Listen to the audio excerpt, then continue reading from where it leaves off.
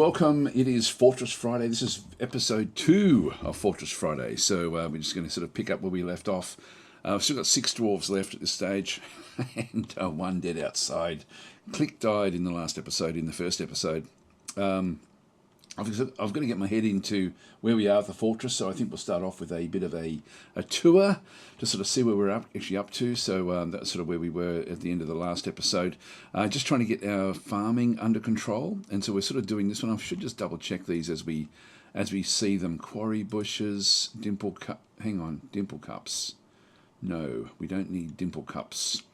Dimple cups is used for dye, and we just don't need it. So it's just not important to us. So I'm just going to change that to sweet pods, I think, for spring. That makes me think that we may have different things in through here. We've got plump helmets there, which is fine. And we've got sweet pods there. I'll make 2 plump helmets, because that's our staple food. So anyway, we'll just go through each of these. So we've got quarry bushes. Summer we're going to have quarry bushes. Autumn quarry bushes. Winter plump helmets. That's fine. This one here is going to be plump helmets. Then it's going to be cave wheat, which is fine. Autumn is going to be cave wheat. Winter is going to be plump helmets, which if we've got enough. Plump helmets in spring. Plump helmets there. I'll have a look at the others as well. Plump helmets all the way through. So this is a plump helmet farm plot just right there. This one is sweet pods. Sweet pods. Autumn pigtails. The pigtails is what we use for our for clothing. This is essentially our cotton. And plump helmets there. So we do need to have more. Got double plump helmets there. Sweet pods there. What else did we have in this one? We had summer cave wheat. Yeah, we've only got the cave wheat there. Let's go this side. Summer plump helmets, autumn. Because we've got so much plump helmets, I think I'm going to grab a few more pigtails. Just thinking in summer, is that enough? Yeah, we don't have a dedicated plump helmets one for summer, do we? Is that one? This one here is, no, that's not it either. I should just keep 1 plump helmets the whole way through. Just so we've always got at least 1. And we've got another one that we're building here. I'll make that the one that I need for what we're doing. Hi Adrian, and hi Sev. Sev has redeemed a character. You've already got one, actually. You've already got one, not in the fortress yet. What I've got is I've got 5 names that were actually put aside from the last episode. And you are 3 in the line. So with the 3rd dwarf that comes in is going to be yours anyway. So I'll go back and refund that redemption.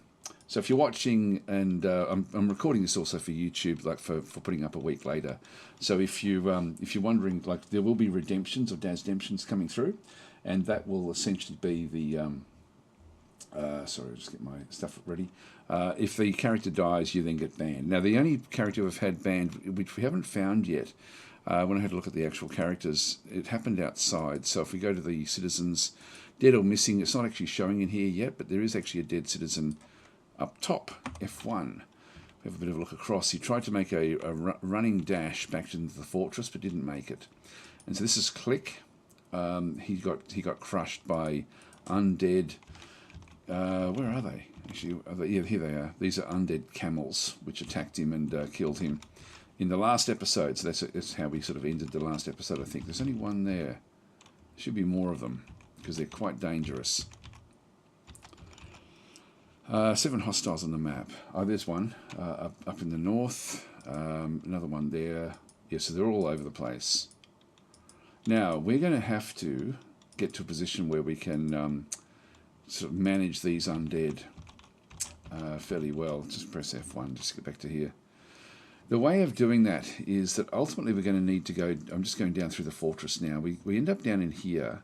We come along this little corridor, then we come up into this area through here. And so what this is this is like an airlock into the fortress. So this is actually secure. But we've got a lot of things we have to do here. We've got our basic building blocks. We've got the stoneworkers workshop in through here. We've got the carpenter's workshop in there as well. So they're the two basic workshops. We are going to need a couple more as well. And just with for only having 6 characters left, yes, ever seeing those undead dromedaries be brutal. They do indeed. So we've then got, just like, this is going to be essentially where we're going to start with most of our workshop layer. And I'll probably end up building through here because I don't have a real lot of Z layers to go through. I've got I've got an area down through here, which I'm going to actually allow this to be rebuilt again. So just as I see things, I'll just go and fix them. Actually, that's not what I need. I need this one. Extend across. I think I'm in the best position for this one. And we're just going to change it from blueprints back to standard. I'm just going to go and allow the miner to go back in and do all this. The miner has now finished his work.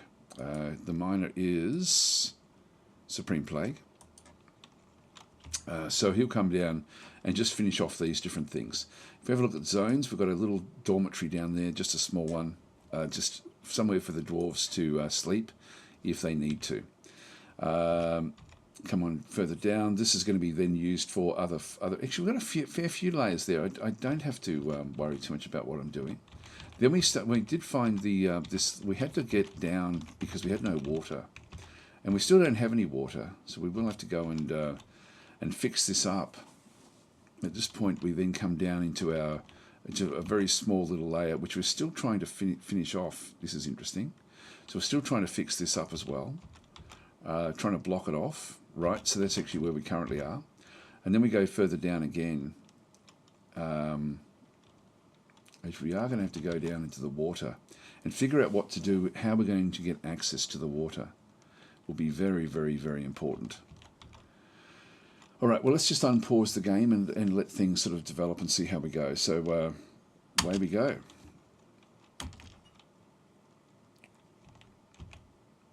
Good, there's another one down. Bringing blocks across. Need to secure this. Struck different diamonds. That's actually dangerous. Hang on. That's that message that we had.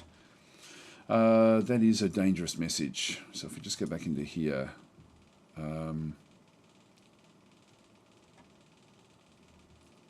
That's okay. That's okay.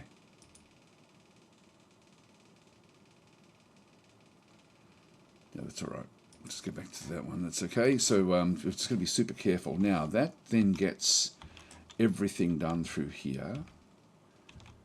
This one goes down. That's been blocked off. I think we are secure now.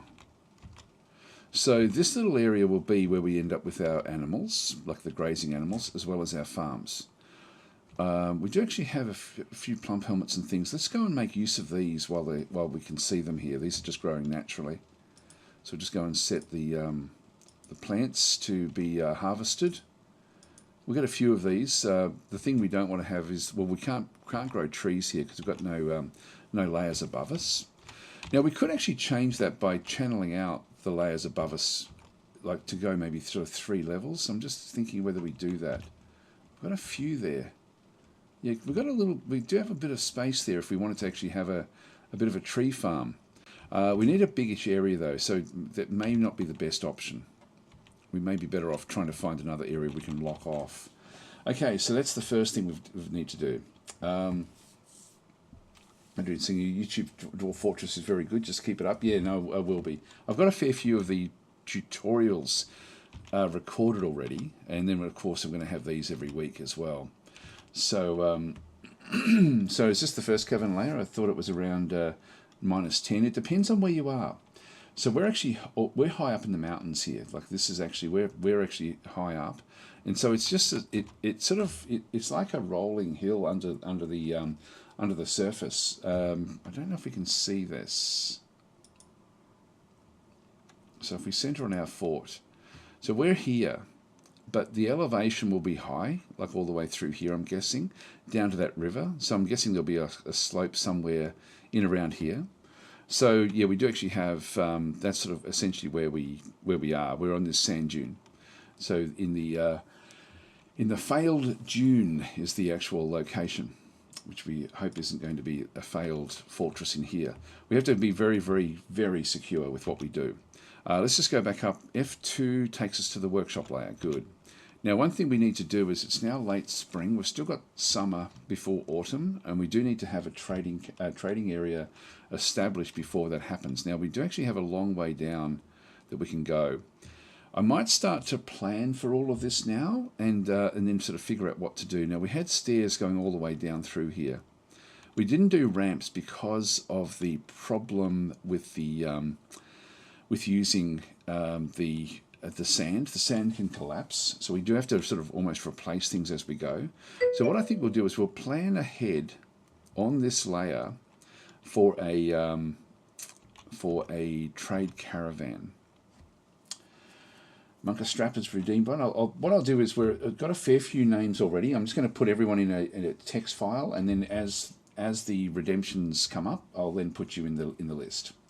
As I said, I started my second ever fort this week. I'm only going to do Dwarf Fortress. I'm putting it off for a while. It's a great game. It's an excellent game. If we sort of establish, let's just go in and we'll actually paint in blueprint mode, just so we can plan ahead. Now, if I go. I don't really want to be down in here, but let's just say that we end up with a location here. So if we end up with a trade caravan, just trying to think of what to do with this staircase. If that staircase became a central staircase into the fortress, and we end up building, let's just say we build a fortress on top.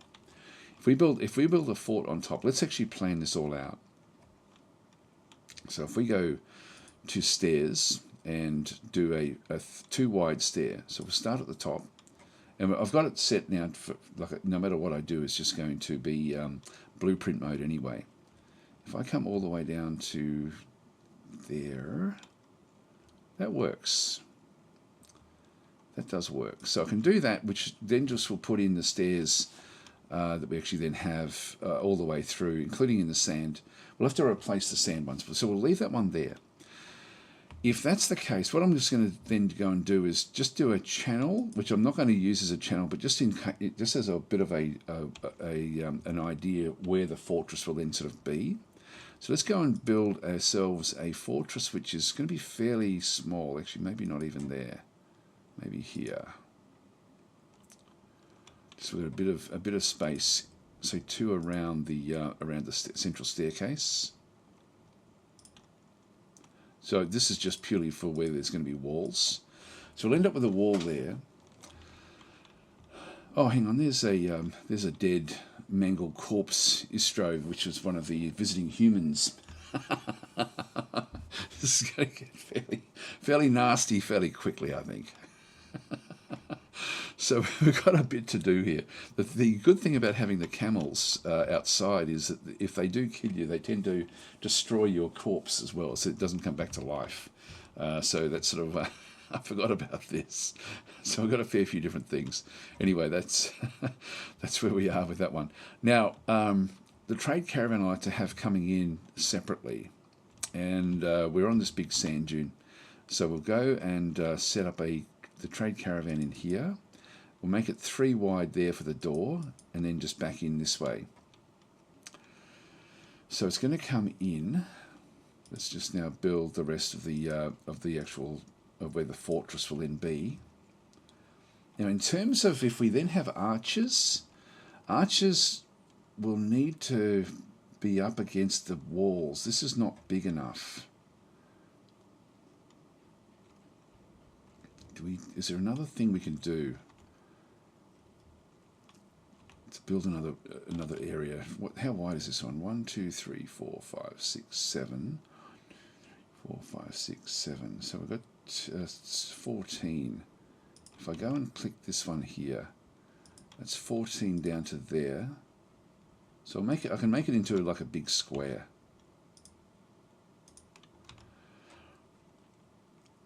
Yeah, that way we can.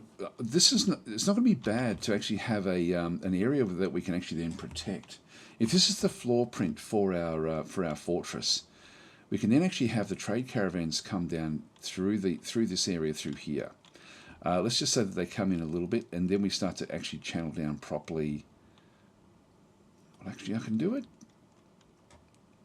The way it's going to have to be, I'm probably going to have to end up with a bit of an open area because of the sand. The sand will start to collapse. Let's do it here. Then the next layer down we're going to do here. Just double check. That's going to end up being like that. This one here is going to be down this way. So as I come back up through the layers, I've got channel down, channel down, channel down, and then we have the next one down, channel down into here into the rock. So we've channeled now all the way down to, oh, no, we don't want to do that. We don't want to do that. Okay, so that's actually not going to work. Because we end up right here. If I don't channel down here, if I make this into just a mining layer, I'm sort of okay at that point. And so what I can then do is come back in around and use this as my as the layer for the for everything we're doing. Let's make it like this.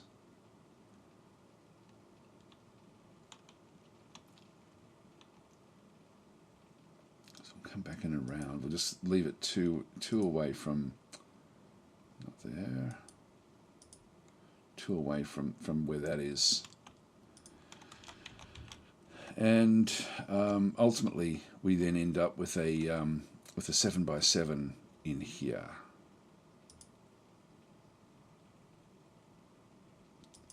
So that will be where we end up with the with everything sort of being looked after. We're going to have to then have a way of getting up into this.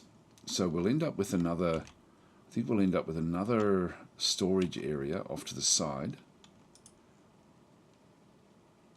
So 5x5 will do, with a doorway that goes through. And we'll build other stairs. So when we go down to this layer, we'll build stairs from here across.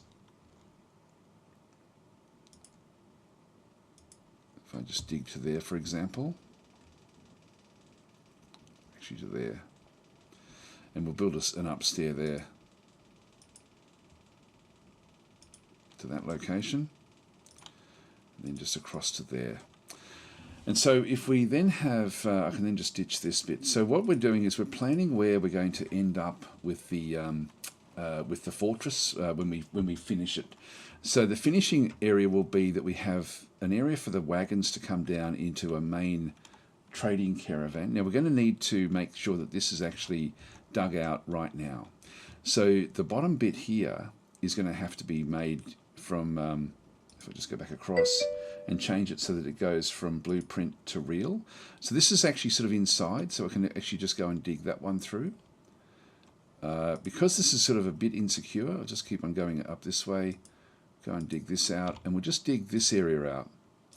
That's all we need to do initially. So that way we'll end up with the future for the, like initially they don't bring caravans, so that should be fine. Huabub is, you've already got one actually, so I don't know if I'm in the world already. You're not in the world, but you will be in the world. So I'm going to redeem your name. You're actually number 5 in the list currently. So I've got a text file, which is this here. So Cameloid, Voodoo Dog, Sev, Testicles, and then Huabub. So you are already in the list, but you'll be the 5th one that does come in, so I'll redeem that one. We also have now Monka Strap as well, which I'll put into my text file list at the end of the episode with whatever's left. So anyway, that's all cool. I've got the reward queue here ready to go. So that's the list of names, etc., that we've actually got. Now. That's interesting. I haven't seen this before. The last save 21 minutes ago. Anyway, that's going to be okay. We're still just sort of watching things as they come through. Now we have sand above us, which should still be okay. So this will be ultimately the size of the actual fortress that we end up having on top, but we'll get there eventually. We'll start small and just work our way up. All right, so we'll just unpause and allow the guys to just continue on. Now they'll start to, we need to also now just come back in here with our workshops and put in, whoa, hang on, pause. Click, it's been missing for a week, where is he? Where is Click? We don't know. Well, we do know. We know exactly. So that's not really a problem. Just whenever you see those little warnings, it's like things are going bad. So we'll just go back across. The thing we now need is we've got the Stoneworkers Workshop in through here. We'll go to the other workshops that we need as an absolute minimum. We're going to be needing... we've got a lot of things we have to build here, actually. A hell of a lot. We've got the Mechanics Workshop, which we'll throw into here. We've got the Crafts Workshop, which I'll put down the bottom through here. These are all critical. And on the other side, we don't really need much else there just yet. And a second Stoneworkers would be... Actually, I might ditch that one and put another Stoneworker and put the Craft over here. So, Stoneworkers. Yeah, we've got a lot of things to set up in here, actually. There's a lot of different things. So we've got the second Stoneworker. We do need a couple of these going. All right, that one's done.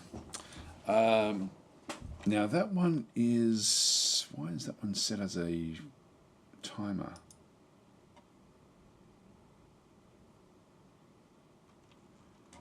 Block a boulder or log. Actually, we probably don't want that. Actually, I'll just cancel the construction with both of those because I think I've got this in planning mode, and I can just use the blocks that we have. So if we go into workshops, where was it? Mechanic. So we don't want to go to we hide the planner. Limestone was fine.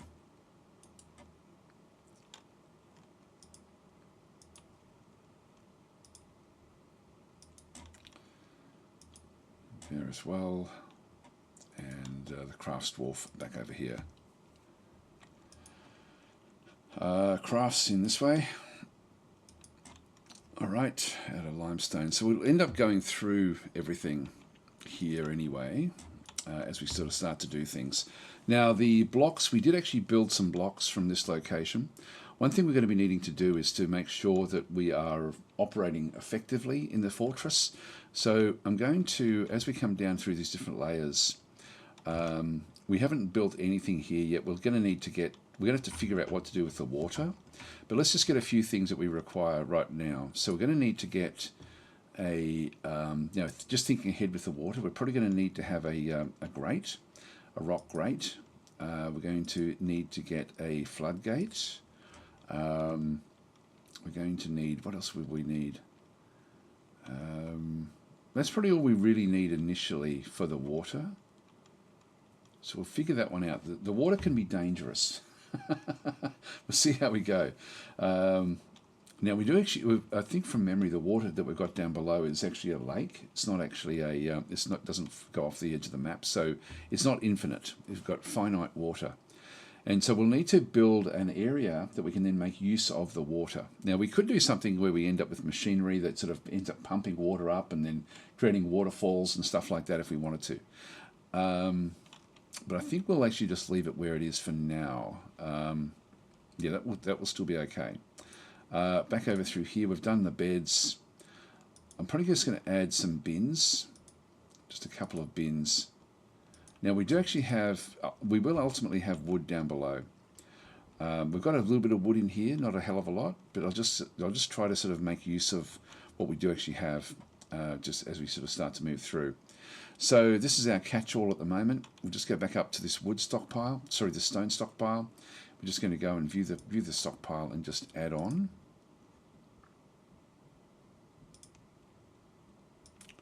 So that same stockpile will end up being through there, and I'm guessing that this stockpile is set up to be set up correctly. Got other stone, yeah, that's all we want. That's fine, that's all we want. So that's our stone stockpile. The wood stockpile, really, we should build another one in through here as well. I might as well fix these up as we go. Stockpile, add, accept, and that will just be wood. Done. The crafts, I'll leave that open because this can be bone, wood, or rock. We'll just leave them to do what they're going to do. The next thing we're going to be really wanting is, if we have a look at the nobles, we've only got the militia commander, which is Adrian, and we've got Tiny Mutant Squid is the expedition leader. We're going to need to get a manager, a broker, and a bookkeeper. Let's have a look and see if anyone is suitable. Yeah, novice organizer. So Tiny Mutant Squid is good there. The broker, Tiny Mutant Squid again, and bookkeeper really won't matter that much. All right, so what we're going to do is Tiny Mutant Squid will become our manager. So we'll just go and designate this. The broker, Tiny Mutant Squid, bookkeeper, Tiny Mutant Squid. Now, the chief medical dwarf is Tiny Mutant Squid. Okay, so Tiny Mutant Squid is sort of now involved in everything. Yeah, that's right. Kling's like saying, I remember Click decided to go fishing when the zombies attacked. That's exactly right. That was my fault. I mean, most deaths will be my fault, no matter what happens here. Now, we have a problem here because we need to have a meager study. So we'll just quickly go and sort that out. Put it somewhere central, just where the dwarves are walking past. So probably just here will be fine. Let's just go and designate what we need. We need to have furniture, tables, and I probably don't have any tables. Yep, I don't have access to one. So we'll plan it out, and then we'll make use of it. So furniture, table, planning mode there, and right click, and furniture, chair, right there. And again, we don't have any of these. What I'm going to do is I'm going to go to my, now that we need to have an actual, this has to be an office. So if we just go across into office and paint that area there, that's it. That's just the office, accept. And this office, we can then go through who's going to actually have it. Now we can auto assign whoever's going to be in here. I'm going to have the auto assign for the manager. Yep, there it is. Done. So at the moment, Tiny Mutant Squid has his office. If we go back to here, everything is good. Everything is fine. So even though he doesn't have the trappings like of the table and chair, he's still actually okay. So that's all pretty good. Sorry if I'm talking funny. I've got a very, very sore tongue, which is annoying, and I've got a bit of a chipped tooth at the back, and it grates on it when I talk. So is it me, or does the world gen place less evil areas these days? I think it's less evil. I think there's less that happens, but we've actually ramped this one up. I've got a well, if you're watching YouTube with this one, there'll be a link in the description. But I do actually have, which I'll show you actually. I'll go and grab it in my coffee page. I've actually got like a world gen that does create more evilness in the actual world itself. So I'll show that in just a second. What else do we need to do here? We need to set. Actually, no, I'll do that now. Just go back across to here. Just so if you are wanting to have a it's ko-fi/DasTactic. So ko-fi/DasTactic. I'll just pop this in as a link. As I say before, it was actually this one is. If you're watching on YouTube, there's a link in the description. But if you're watching here on Twitch, then essentially that's going to be there. As you come back down, there's like a shop. You can just go to the shop, which will then open up the different things. And there we go. This is the world generation settings that I'm using. It's free. So it's just an easy place for me to sort of keep things. Don't bother with this one, by the way, the Roboto mono font. It doesn't work very well. So Just go there. So DasTactic's Dwarf Fortress World Generation settings. Grab that one. That's what we're playing with. This one does create a lot of evilness in the world. So, or you can. There's different settings. There's a fantasy land which doesn't. There's evil which does, and then there's a small island which does as well. Okay, so that's where we are. Thing is saying, is there a way to tie the office to a position so if you change the person to that position, you don't need to? Yes. So what I just did in DF hack. Make sure you're running DF hack. That's the key. Let's just go back and have another look. So that office again, just going back to zones. Click on the zone office, and then from here it was just auto assigned to holder of role manager. So that will then change as the manager changes. Just going to grab myself a drink of water, be right back.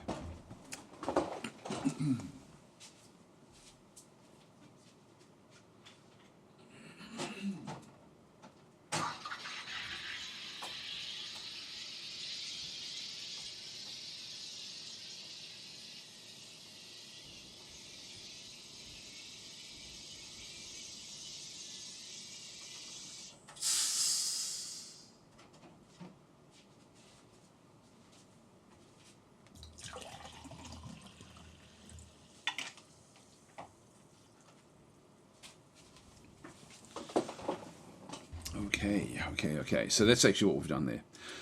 Right, so the manager is now in there. The reason we want a manager is so we can actually automate most of what we end up doing. But let's just quickly go in and add a new task in through here to get a rock table, and add a new task and get a rock chair, which is a throne. So there we are. So the throne's out of rock, the chair's out of wood.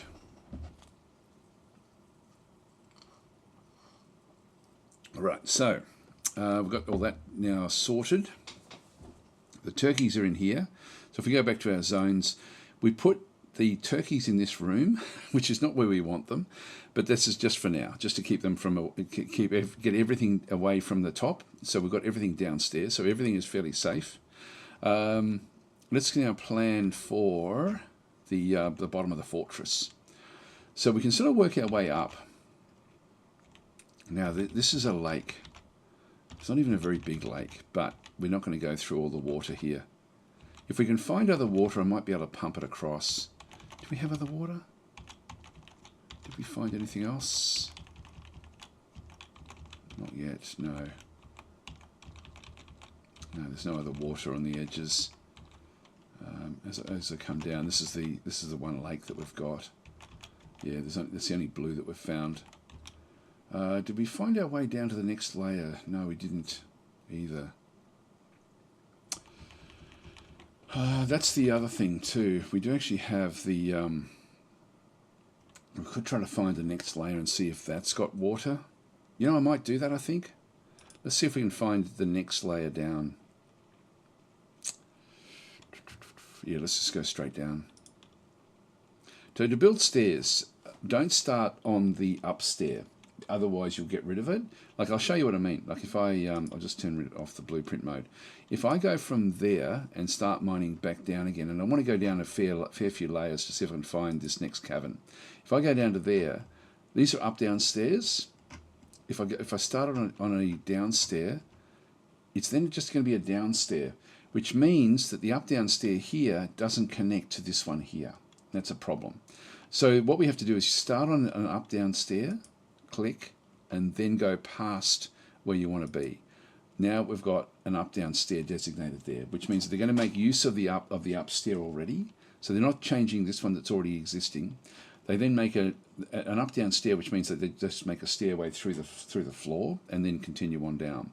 So we'll let that happen until we hopefully find another location. Yeah, let's just see if we can find another layer. Just so I prefer to have water that goes right off the actual right off the map if we can do it. So because we definitely don't have any up top. Let's just unpause.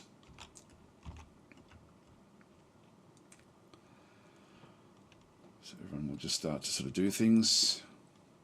Again, I like to look down at the hostiles to see what's coming.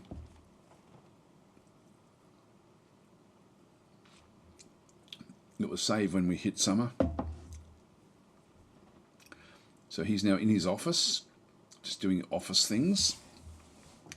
Sorting the papers. Yeah, so Erman is saying rock throne, wooden chair. Yeah, it's pretty much, that's if, so you only make things out of wood if you've got access to wood. If you're playing an evil biome like this, you're not going to have much access to wood.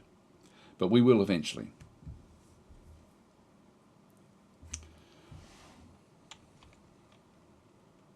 So I still haven't built through here yet. Got bauxite.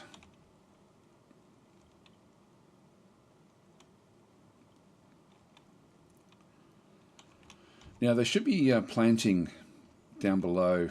What we might also do is just keep on building little areas. Yeah, so they're planting away, which is very, very important that we get this happening. Now, this one here, I'm going to make this one into, well, in spring, we'll just keep it, what should we do? Plump helmet, summer, we'll go pigtails. This will be our main pigtails. In winter, back to plump helmets if we've got them. So they're now planting all of these.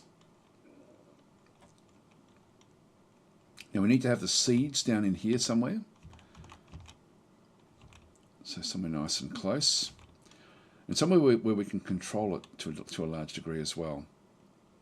So I'm just going to go and build another little room off to the side here. That will do. Oh, hang on. Now we have to be a bit careful here because of the water. If we have to make use of the water, here we go. So it's now saving into early summer. Now we have to make sure that all of the trade caravan stuff is set up before autumn.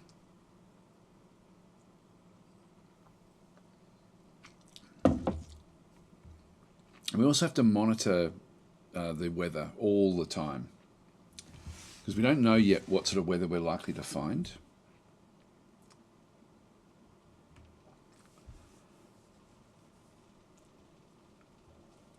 Yeah, I mean, saying, truth be told, rocks take way longer to make stuff and way longer to haul to the workshop. Yes, so that's why we've got the workshop there. If you want to be super efficient for Fortress, wood is faster to use than glass, than stone. Yeah, so it is faster, but we have to save what we've got at this point. It's now summer. That's okay. All right, that's all fine.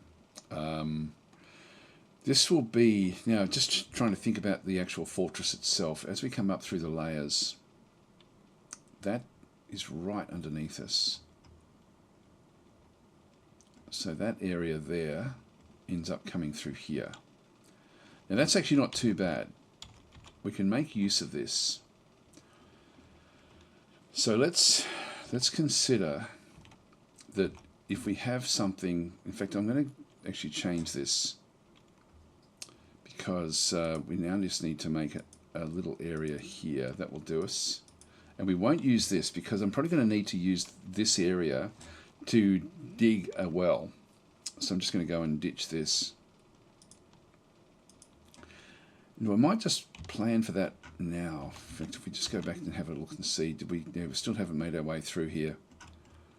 Just let them continue on through. I'm pretty sure I've made the work order for the, oops, the wrong one. Back in through here, the miners. Yeah, I've got Supreme Plague is only mining. That's all he does. It's going to be fine. Only 3 hostiles left. Camel, camel, camel. Right, so we've got 3 camels outside. So they're a fair way away now. I think it might be safe to go outside fairly soon.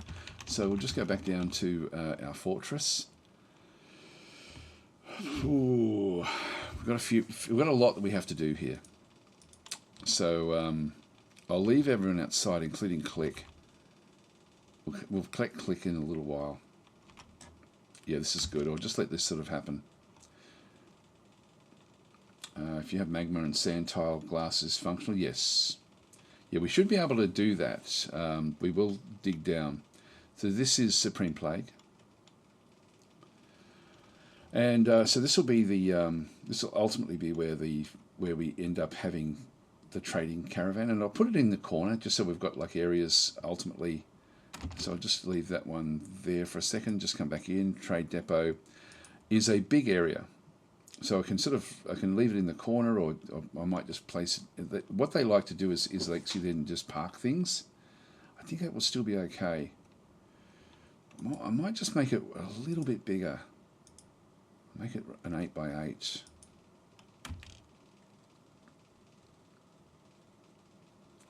That way we end up with a three area around the outside edge. Just they like to park their caravans and stuff, their trade wagons.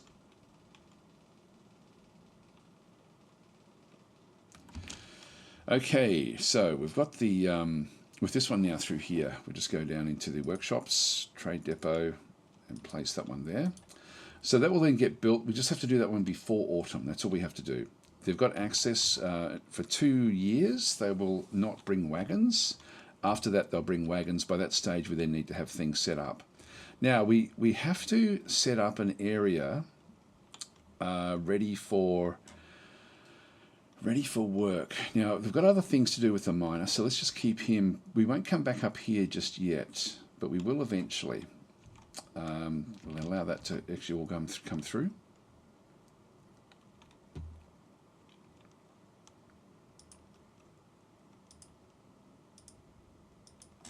This is our catch-all at the moment. We're operating from this one big area, which we don't want to be doing over the long term. So, for example, they're bringing seeds out, things like that. Let's just go down the bottom now and just watch as he hopefully digs through here. Not yet. Okay, so he's digging in this area, getting our seed stockpile ready. He should start down here. Yeah, there he goes. And we're hoping that he finds another cavern. Change in rock in through here. Claystone. And he's now made it all the way down into this layer here. Now, he stopped there. This is interesting. Warm stone located. Okay, here we go, here we go, here we go. So we've actually found ourselves some magma already, and we're still fairly high. So it looks like magma's now pushing up. If we go into here and start to designate digging, we're going to end up with with magma in through this other side. So we're going to from this location. Let's just go back up the top here again. So ultimately we have a staircase that is wanting to be that shape. Let's just go down to that location and build that as well. This exploration is quite important to see what we can find. So if we just go into this side and build a staircase, just going up a little bit. We don't need to go up too far. Well, that's actually is a fair way up, isn't it? I'll go back up to here, but I don't want to have downstairs going through here, so I'm just going to go and eradicate those. That means that I'm still going to be building up downstairs from the layer below, but not the downstair. So we sort of have like an incomplete stair. I do want this to be the final area because of the magma, and then we'll try to figure out where the magma actually is.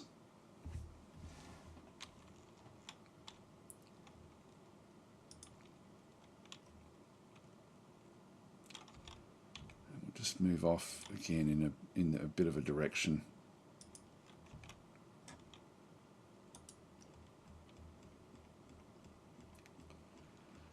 There he goes, digging away. He's very, very fast.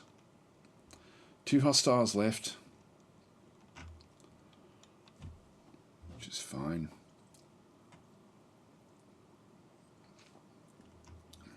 So we're coming on down. Magma is extremely useful, particularly in a dune situation where we do have sand, because we can now make glass. We can actually make the fortress out of glass if we wanted to up top. That would be pretty cool, actually. So we can actually, I don't know if we were thinking of doing that. Now we're not getting the, we're just getting warm. No, we got another designation there, warm stone located. So we are now finding, we need to somehow find, we're actually now, like it's now rolling through like Z layers. So we've got to keep on trying to figure out where the top of this thing actually is. And unfortunately, the only way of doing this is to is to dig down. Now, the fact that that's there, let's go up a few more layers, maybe 3 more layers, and do the same thing again. Out to there.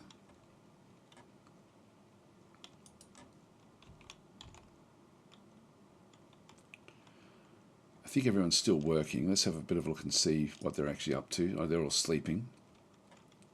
But Supreme Plague is digging. Hang on, if we just go back down past... Yeah, he's now digging this one.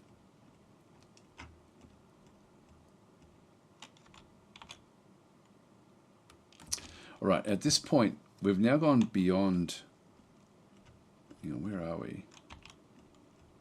We want to make sure that we don't dig past this. Just going to get rid of these. There we go. So I think we're finding this where this actually is. Now, sorry, that's... Where did I go there?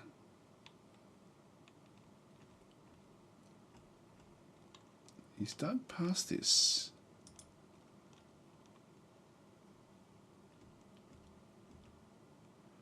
Hang on, something's wrong there. Did I not get rid of this? Oh, he went away at that time. He went away. So, at that point, we don't need to be doing that at the higher level. What we need to be doing is finding out where this magma is. We know that we've actually hit a stone here, which is just above wherever the magma actually is. So we need to have a bit of a look to see what's actually down there. So let's now start to build another staircase just away from everything, back over here. And we'll just figure out what's going on.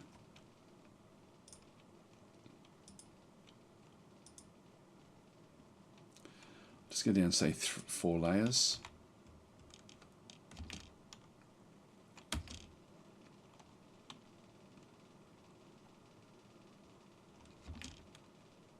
Struck cobalite, that's okay.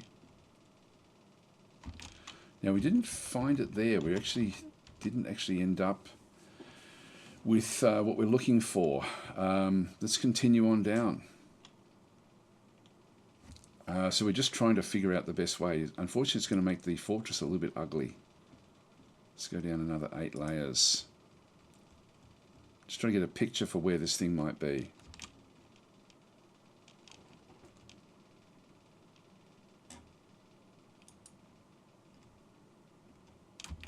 Now, hang on, let's just stop that there.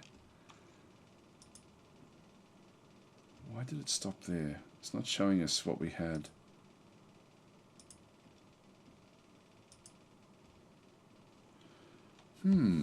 I don't know why it does that. It does that sometimes where it just won't go through a layer. Will it do it anywhere else? Yeah, it'll do it there on that same layer. For whatever reason, it's not liking that particular layer. Let's just come back up again and have a bit more of a look. But the other one was hot.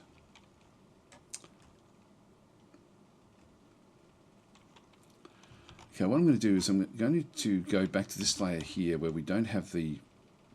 Look, we end up getting to there and then we can't go any further. Let's move along this way. It will stop when it does hit warmth. So we know that the warmth we should be hitting warmth in here somewhere. It won't dig into the magma unless we designate it to. We have to then give it an order. Found hematite, that's useful. There we are, there we are, there we are. Right, so we have now found semi-molten rock at this point. And so this is now going to be designated as hot. We now have heat above us, actually, which is interesting. So that's also interesting there. Geez, trying to figure out where this thing actually is not easy, actually. Let's go this way and just dig across.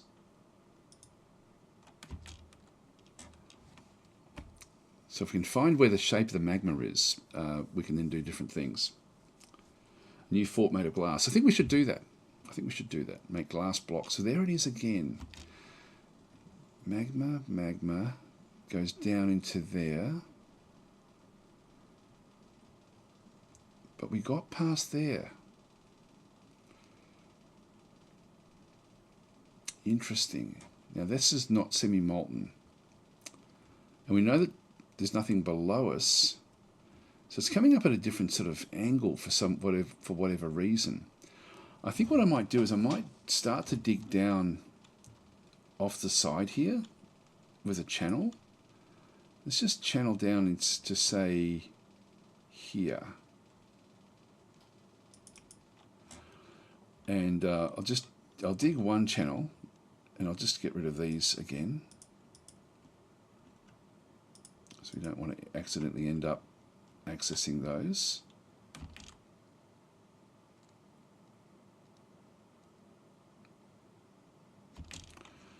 Now we come down and then we have molten rock everywhere. Like as in warm rock. So I'm thinking that whatever's below us here is going to be the magma. So what we'll do is we'll now just dig another channel down. And this way we should access the actual magma. So in this layer, I'm just going to dig down into there. This seems to be the top. We've got Gabbro upward slope there with hot rock in around us. Who's going to do this? This shouldn't be dangerous.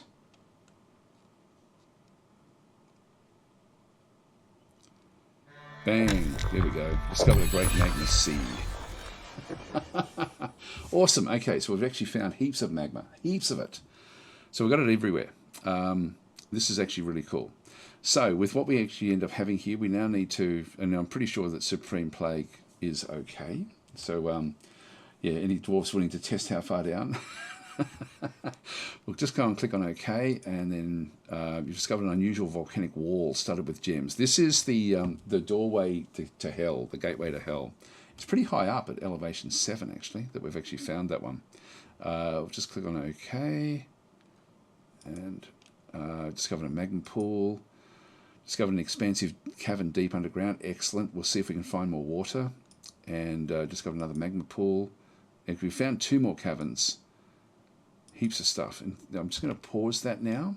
So what we've done is we've dug through here. This is magma everywhere on the layer below. That's where we dug into that rock wall. So we don't want to be digging sort of orthogonally into the magma, because that will then flow straight down through here. But coming in on the top like this, so we've now found the top of this one. So this is actually now, we're looking straight down. This is now a point of weakness. So what we need to do is we just need to block this off so we can then make use of it. So we go to constructions, we go to walls, and we just throw a wall in there. Okay, so there's 6 hostiles now. So what do we got? 1, 2, 3, 4, 5, 6. So it's all just going to be these more dromedaries coming through. We're going to have to catch them. We are going to have to do something with those.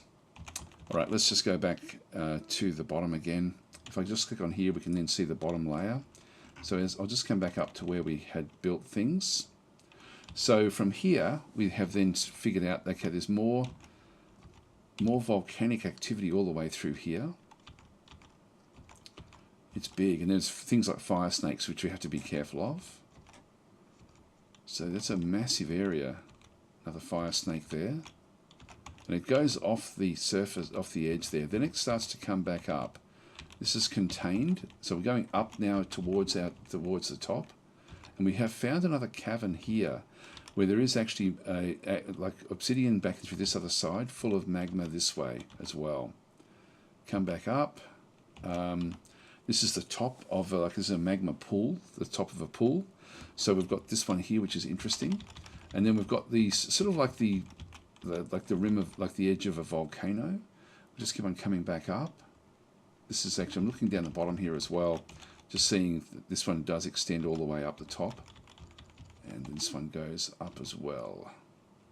We're seeing we're coming off the edge here. So we're running out of, okay, this one here opens up another cavern on layer 18. It's got different sort of grasses. than what we had found before. We're not seeing what the edge of that is. This is the top of it. That's the top of the actual magma itself. Right. Well, that is interesting. And it goes up. This is then solid. Got solid rock there on level 22. And as we come back up through 23, 24. Only got 2 layers underneath us before we then have the volcano over here.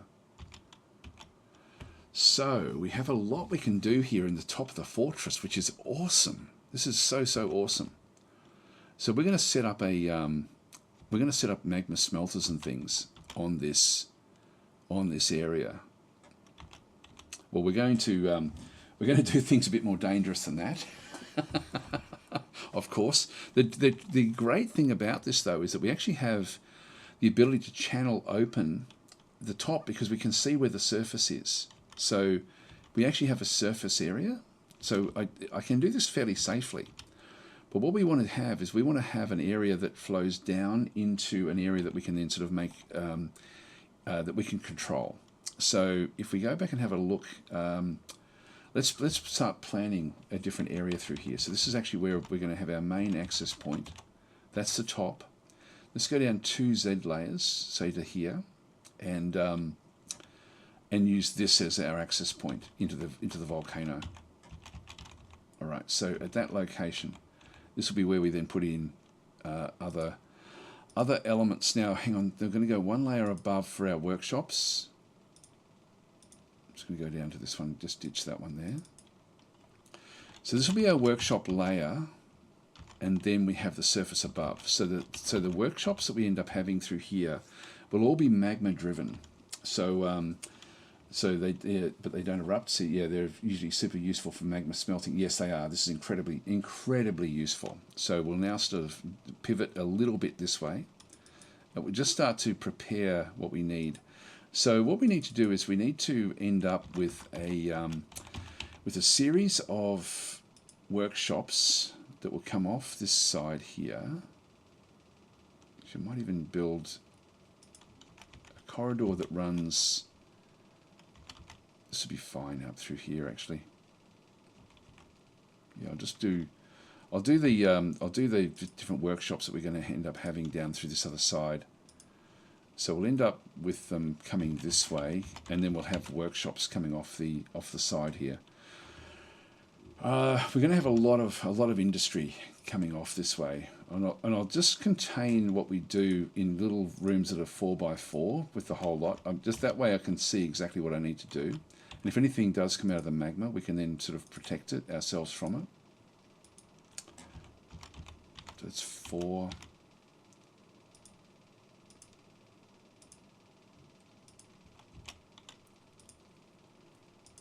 There.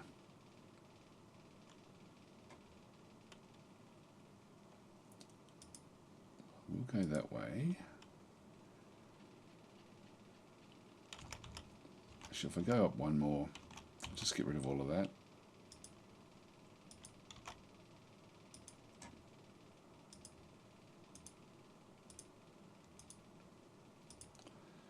Now we need a lot of different things in here for smelting and so on and so forth, and we'll ditch all of these on the other side as well.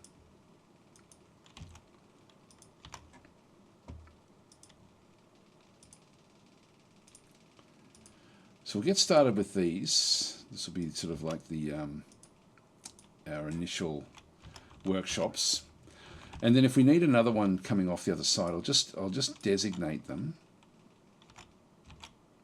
So we've got them just sitting in here, if we have to.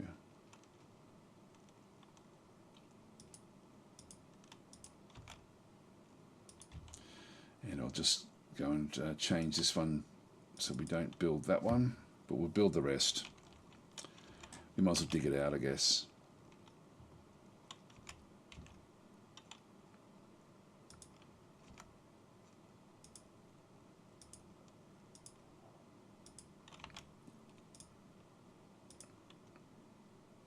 Can't dig that one, unfortunately. But we can't go any further up. So we'll just come back in here. We'll only dig what we need, and we actually don't need a lot of this initially. So just get it all planned.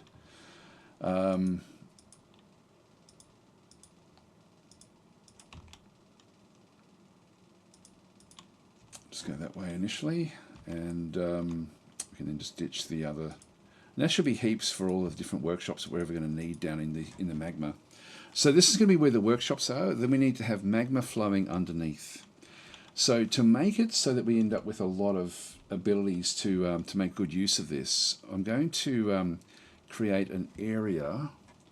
If we go to the workshops, this is sort of like how you can sort of see things. If we go to workshop and then we go to forges, where you see the anvil, God, how does this work? I think that the where the furnace is on the right hand side is open. Yes, so where the furnace is on the right hand side is open to the magma. I think that's the only one that's available there. I'm just going to hide the planner just so I don't accidentally start to build things. So they have to have their opening, for example, right where my cursor is underneath there. So that would be where we end up with a channel. I'm pretty sure that's the way it works. So that way we end up, we need to have access there. I'm pretty sure that's where that needs to be. So and that then has got open access into the magma once we actually go and do that. So we're going to set this up with the channel as well. So with the furnaces, I'll probably build a row of them. We need just a few of them, so let's just set up channels in those locations. Oops, no, that's the wrong one. I'll set these up just for planning for the future. So I'll do a row of furnaces down this way at that location. If we go to the next workshop and have a look and see what else we need to do for planning. So okay, so it says things are saying Wiki says you just need magma on a non-center tile at a depth of 4 to 7 or greater. Oh, okay, that's interesting. So it has changed then. If that's the case, actually, if that's true, then that is quite interesting. Middle area has to be clean, no lava, I think. Yeah, that's pretty much the way it used to work. Maybe it's changed now, but if we go into the various where is it? The next one that we're going to have, we've got the magma forges back and through there, which is just a single forge. If you go to the next one as well, it used to be important where you actually had the opening. Maybe it's not anymore, which makes sense actually for it not to be. So in that case, we'll probably end up with them all up there if that's true. If that's true. Furnaces, we do actually then have things, for example, like the magma glass furnace. And see, that one, it was top middle. Top middle, yeah, probably that's where the dwarves stand. They don't, yeah, so they always work in the middle, but in this case, it would be top middle would be where it would need to be for these furnaces, and they'll all be the same.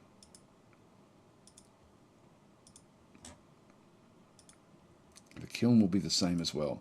So in that case, let's actually not do that. If it's always going to be top middle, if we can get away with that one.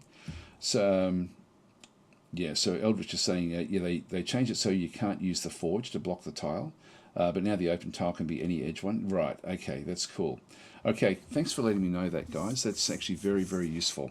That means I can always have this tile here as my entry point. Into the furnaces.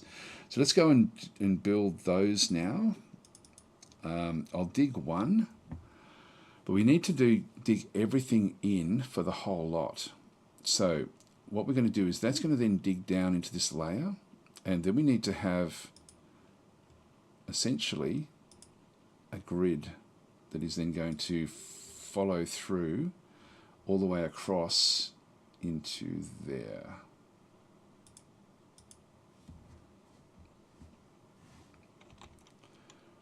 go above, it's middle. All right, okay, if that's the case, then we just go back down to, well, essentially we're going to need it down into here.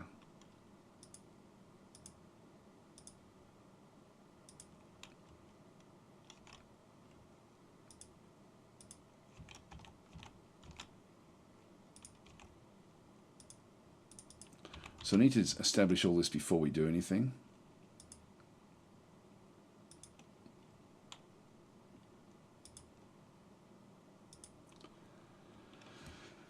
Now that then gives me the one access point into the whole operation. Let's now just go and paint most of these so we don't actually end up doing anything with them. But I want the one access point to start to work on this. So we get all of that for future, and in fact we'll just dig one to just get started, and so we'll just get everything sort of established at the start. Okay, once we get down into there, we then need to be able to channel our way through on this layer to be able to then affect what we need. So if we have the access point come in, say here, on this one, we've got two layers above, and so I'm going to dig across to here. At that point, I'm going to allow it to go up, and so there's going to be a slope that will then lead into this location here. So a ramp going up right there. That will then open up this area, ready for movement. So we'll end up coming up the top there. We then want to have this one open to this area through here. So I'm just going to go and dig there. So we've got the ramp comes up, across into there. We need to then channel this area out. And the way that we do that is we end up with another access point further up. So we do it from here. We need to channel this one out. Let's just go and designate it now, but we won't actually do it, of course. And so that will then open up that area. So we need to now get access into here. So we'll just come back down. Now that's going to be, we can't go up there, so we have to go one more.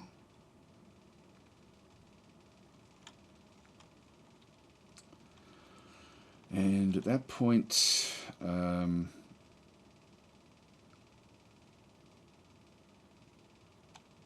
that'll all be okay. If we've got all of that happening, that's going to be fine. Yep, and then we can do what we have to do in here. Now initially, we are going to be wanting to come across. So we'll dig an extra one in here. I've got to plan this so I can actually get it in and out of this without any real problems. Before we sort of we can set everything up so it's nice and secure. The fire snakes will get through grates and things, but nothing else will. We have to sort of make sure that we end up with a way of actually stopping anything from getting through. Okay, so then we have a stairwell. So we'll have an access stair from here, well, just down to there, just a one-layer stairwell. I don't really want this to be, if I open that up into there, it's going to then flood. So, well, not flood, it's going to cause a problem. So that will then allow me to dig out all of this whole area, except I don't want to be doing that one. So I'm just going to go across and not dig that one, but everything else, getting that run ready. So that then gives me everything I need for my magma forges, which will be fine. Can a drawbridge stop the lava from flowing? Yes, it can. Yes, it can. But what we're going to be needing is, we don't even need to worry about it. We're just going to let it fill up. But what we want to do is we want to put a grate somewhere. Now, initially, I'm going to need to have access to where the grate actually is. So I'm going to put the grate there. So we'll go back up the top into our workshop layer, and we'll just go into here. Now, if we have a quick look at stones, I forget where we'd see that one. It's work orders, labour, stone use. And so we have magma safe stone. So this is not magma safe. But calcite, cassiterite, dolomite. I think we've got dolomite.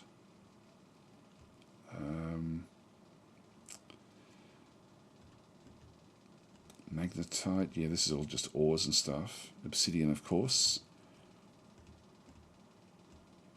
Sphalerite. Oh, this is actually special stone. I'll go to other stone because it's the other stone that we want.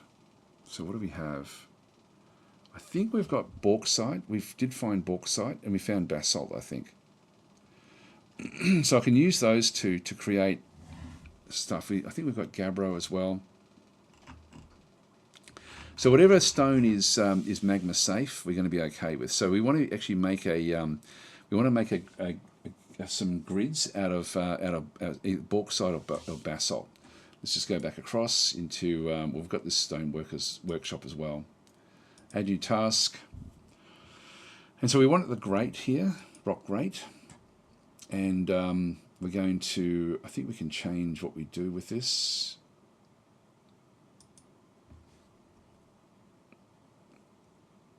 Basalt. Oh, we don't have it. Chalk, chert, claystone, gabbro.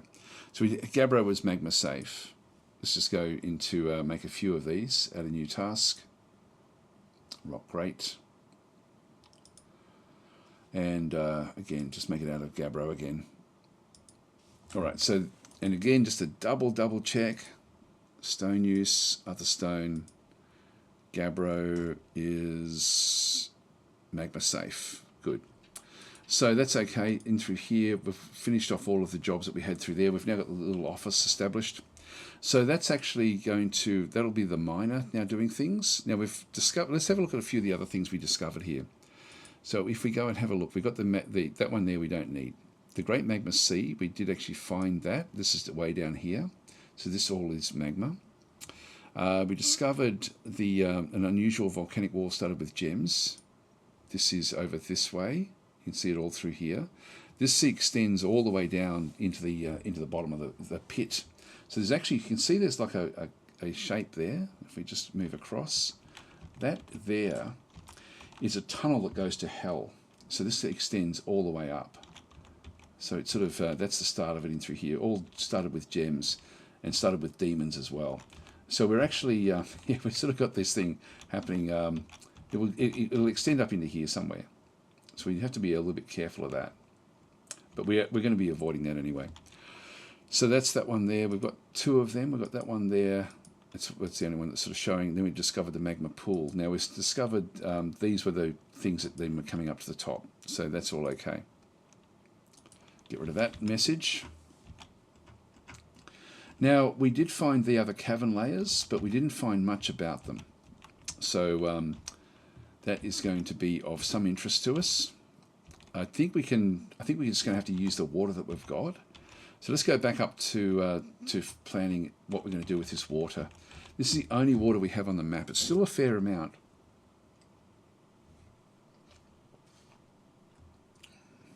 You've got one little area back over there of just water as well.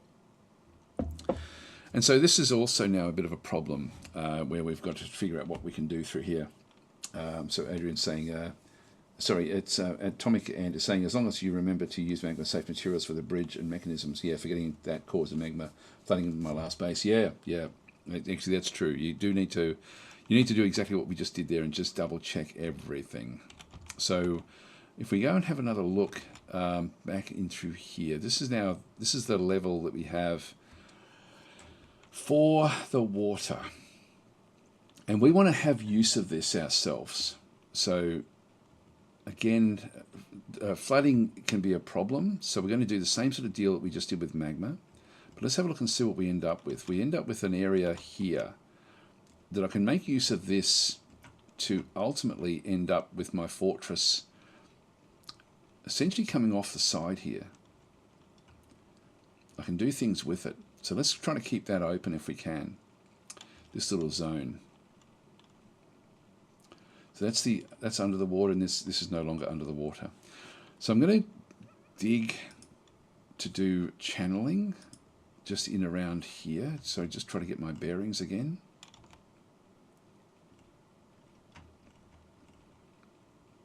Let's too far over. That there is pretty good. If we, yeah, I'll just start to build a channel all the way up to, well, not really to there. Where do we want the hospital? Probably there for the hospital. Let's actually dig it to there. So that will be essentially a channel all the way down to... We'll keep on building this channel.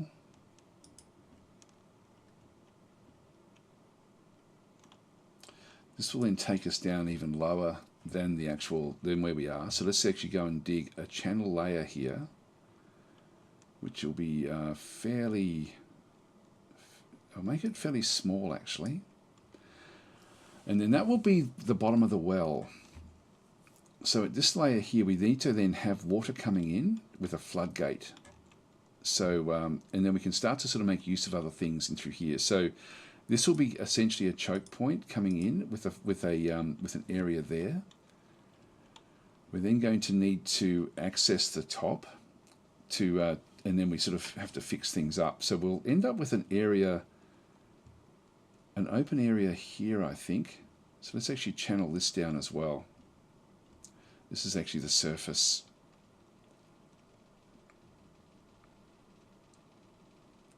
I'll do a channel everywhere there with a rim around the outside. Is that going to help me there? Then we end up with that area there, which we come across. And then ultimately we need to dig a channel down here to open everything up.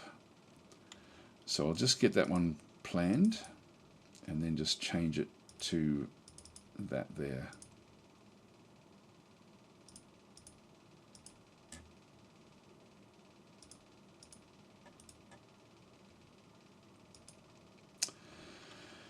So again, that will be the channel. We need a grate there. So that will then protect us from anything that's outside in the caverns. Then we have the channel that goes down into there, and then we go up from that point. Yeah, past there until we get to the top layer here, which will then be the layer that we have through this other side. I'll make this into a fairly large area.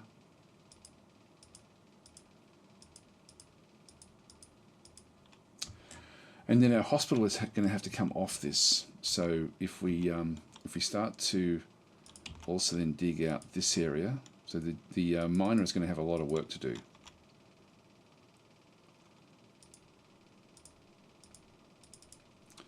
Just do that one and get another doorway in there if we need to.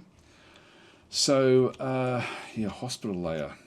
I'll start to build that off the side here. So we need to have rooms that have got 3 wide, so 2 by 3s for the rooms, for the hospital rooms, and we want to have them so that we've actually got like access in that we can then block, because if anything comes back to life inside the hospital, we're going to have problems. So we're going to need to have an access that can be blocked with blocks.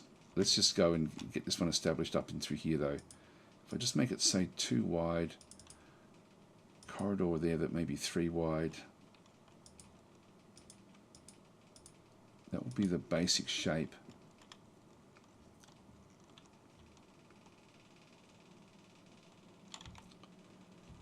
Yeah, I'm happy enough with that. And then we have the one entrance coming in this way. In fact, I can just move all of them up a little bit. Just do it that way. So just trying to get everything established. All right, so the rooms.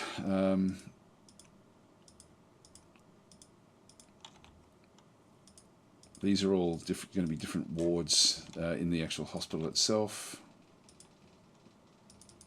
So I'll dig all this out.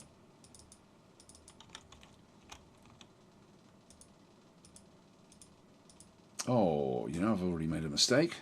What we need to have is we need to have a doorway here that's 2 wide when we do this. So that there all has to go. That has to go as well. So the reason for that is that we need to be able to have a... if we end up with a lycanthrope, that somebody has been bitten by a werewolf or were creature, they can then smash open doors. So we're going to have a door, but we also need to have an area that we can then block it off with a wall if we have to. So let's go and do that. So we just need to have two coming through this way. So we end up with one door and then an area that we can then block it off, just for safety, because it's so dangerous where we are. This is the best way for us to do this hospital. So rather than have the hospital all in one great big area, we just do it this way. We also then block this off with blocks. Now I'll do the same. Oh, it's not there. There. So I'll just do the same thing, so we can actually then block the whole hospital off the same way. All right, so that's going to be our hospital. So we'll just leave that one happen. Let's just go and unpause. So he's now working on this layer.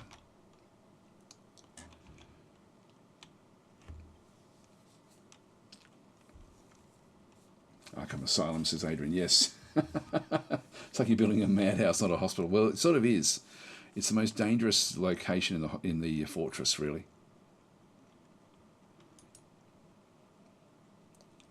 Finding gems.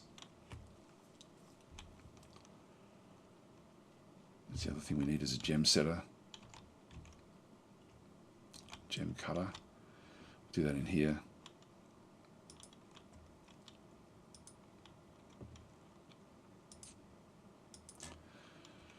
Jeweler. Now the other thing we're going to be needing is a kitchen.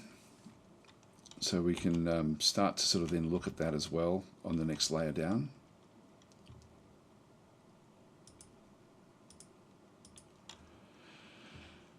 And it's now midsummer. I'll just keep on bringing it off this area through here. So the kitchen layer, I want a fairly big area.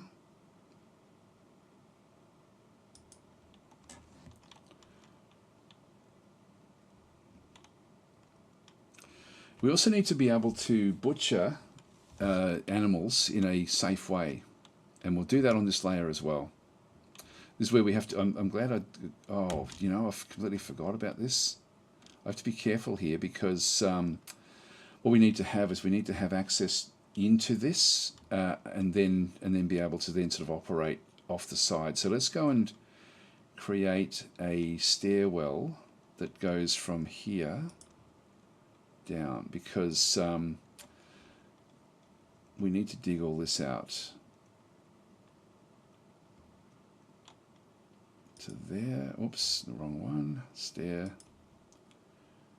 So we build a stair from there. Actually, maybe we don't do that. Oh no, we need it somewhere. So we'll build it there, but not coming up the top there. We'll just build it to there. And then what we'll do is we'll end up with another stairwell here, which we can then block off, and then we can sort of essentially block this off as well. It'll just sort of stop things from being able to climb up into the fortress from here so much. If I channel out ultimately everything in around here as well, just on this one layer, that way they shouldn't be able to jump up into where we are. So we'll just get that established. Then we have the stairwell that goes down, and I'll stop that actually not at that location, but and I'll do the same sort of deal back in the other side. So rather than having the stair, actually I can have the stair finished there, and build across, and then have the stair go back down into this other side.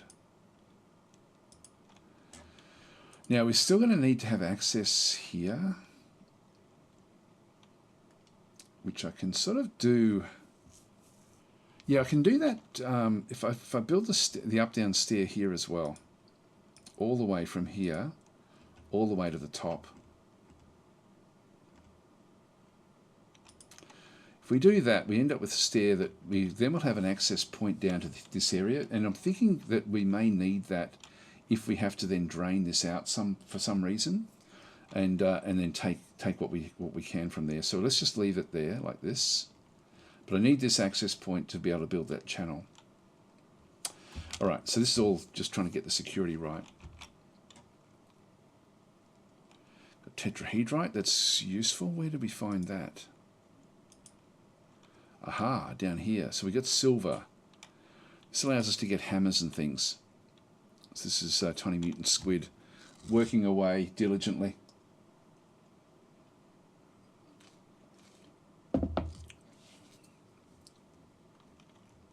Let's just go back up the top of the fortress. Yeah, we've got a lot of work for the miners to do. There is a shale grate, and there's the 2 gabbro grates. The shale grate we can then use down below. Hospital layer is being built eventually. Not sure where the other miner is. Here he is. Playing in the chalk. This is also important, so I'll start to build this area.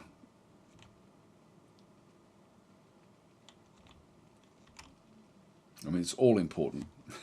Let's go to F3, we don't have F5, F6. Yeah, F6 is out through here, so this is actually growing fairly nicely.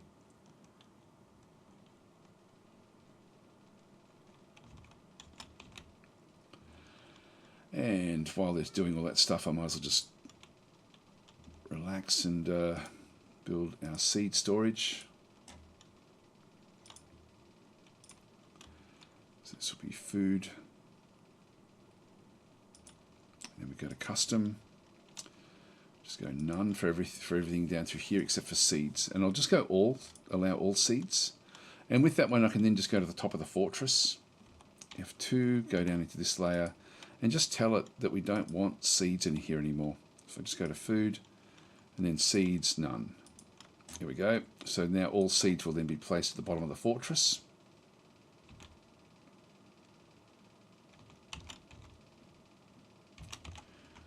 Stop working there. So this will be our kitchen layer, which will be fairly important. We're going to need still got the 6 hostiles. That's okay. We need this for storage as well, for other food. Now, hang on. Why did Adrian become? I'm sure Adrian became the militia commander there. There's been no activity. We've still got 5 hostiles.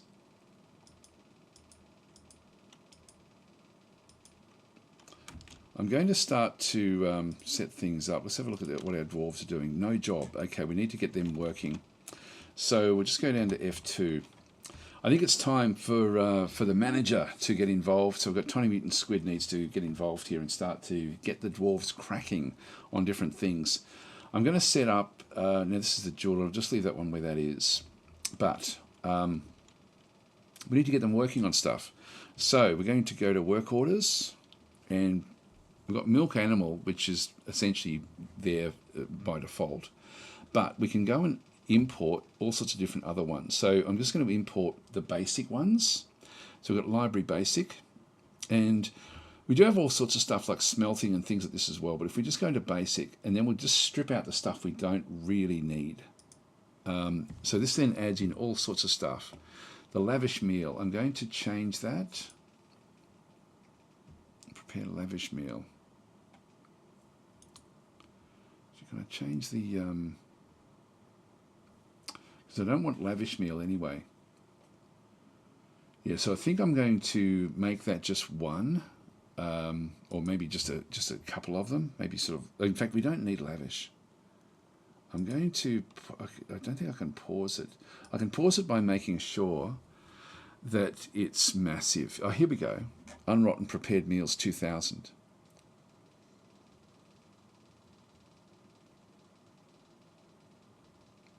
Let's change that to is greater than 2000. That way, when we've got 2000 prepared meals, so we'll just remember to come back in and open this one up. But we don't actually have the basic ones done. So we'll start to set that one up as well. So there's one missing there, for example. The brewed drink from plant. If we have a quick look at the settings in through this on the side, it's empty food storage items. We actually don't have any, so that's going to be that, and that will be okay. I'm actually happy with this. From fruit, we're not going to have fruit, so we can get rid of that one. Yep, then we've got cheese is going to be okay, so we'll just make use of that one. Press honey from honeycombs is not going to happen on this fortress, so we'll get rid of that one. Make mead, we're not going to have honey, so we'll get rid of that one as well. Mill plants. This is, yeah, I just can't see us doing this either. So I'll put that one in if I need it later on. Process plants, this one can be useful. I'm not in processable plants at least 20. I'll leave that one there just for future. Process plant to bag. This one here is yeah, empty bags, at least 5. I'll again leave that there, I think, but not that we need it all that much. Process plants to the barrel as well, so we can actually do that one as well. Need empty barrels, we need at least 150. Yeah, so it's only going to happen if required. Milling seeds and nuts to paste, I'm going to ditch that one. I'm just trying to think of the future, like, you know, how much we'll need. Press liquid to paste, I'll get rid of that one. Spin thread is important. Weave thread into silk, weave thread into cloth. Yep, that's going to be fine. Weave yarn into cloth as well. Dye cloth, we'll get rid of that one. Actually, I might leave that because that's also not going to take place. Unrotten dye items, it's just not going to happen, but I'll still leave it there just in case we can do it. Making rock pots, yeah, I'm happy with that one. Wooden bins, wooden jugs, no. We're not going to make stuff out of wood. Rock mugs, yes. I'm going to make more than this because I can sell it. So I'm just going to change the number to say 5 at a time, or maybe 3 at a time. Wooden wheelbarrow, just have a look and see what it requires. Is logs at least 150, which is good, and then wheelbarrows at most 2 is fine. So that's actually fairly good. The minecart we will maybe need, but not a wooden one. So we'll just get rid of that one. The wooden buckets, yes, we do need those. Wooden cages we're going to be needing as well. Yeah, empty cages is too many. We'll say at most 3. And we do need these, so I'm going to say 20 logs. So we can actually start to build the cages, so that's actually fine. Rock mechanisms, yes.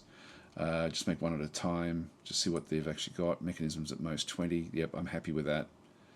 It's a lot, but it's but we will use them. Or maybe we don't need quite that number. Change it to 10. All right, so that's fine.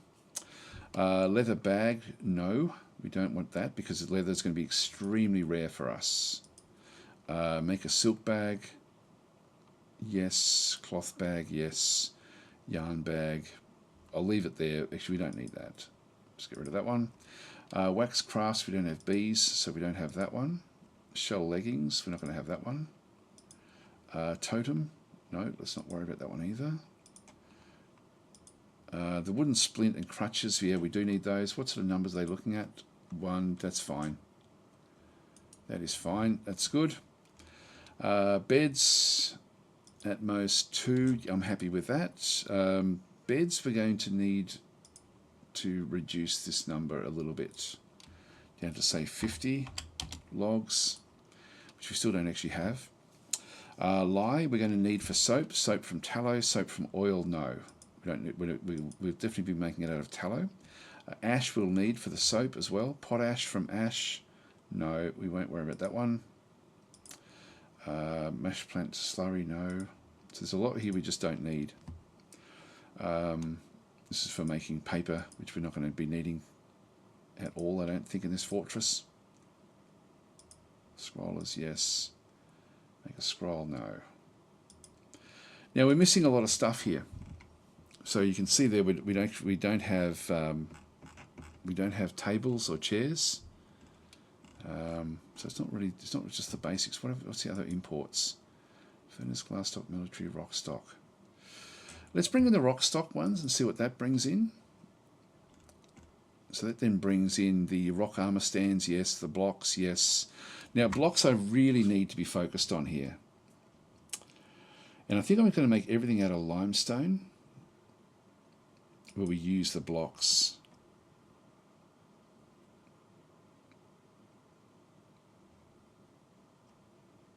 Which I can't really change it there. Yeah, look, I'll keep it going that way, but the rock blocks here, make rock blocks, and we'll make it out of limestone. That way we just end up with a common sort of look to everything when we are using blocks. So that's going to be making limestone blocks. Cabinets we need, coffers, coffins, yes, doors, floodgates. Yeah, well, I'll still make sure we've got those rock grates. I think I might change these as well, just so we've got gabbro. So we'll just make them out of gabbro so that they become designated. And hatch covers, yeah, slabs, statues. I'll allow that. Tables, thrones, weapon racks, altars, bookcase, and pedestals. Yeah, they're all important. They're all actually, that one is actually really quite important. What else have we got? Smelting we'll have a look at when we get set up. Glass stock. When we get set up, we'll do that one as well. Okay, so that's actually, that gives us our work orders, which means that all of the dwarves will now start to work hard on things once the manager actually gives them the jobs. So we'll start to sort of find that they're going to be working away on different wooden cage. Yep, this is all now filling up. Stuff in there as well, which is good. Mugs and pots. Oh, here we go, here we go. We've still got 4 hostiles on the map. We've got a group of citizens is stranded. So we now actually have some migrants have arrived. But they can't get in anywhere. Let's name them as they come in, just so we can ban people if we have to. I'll just go back to my list. First one is Cameloid. So this one is going to be Cameloid coming back in. One thing I'll just do is I'll just go back to F1, and we'll now unlock this. Make it passable. So they will now come into the fortress. Where is he? There he is.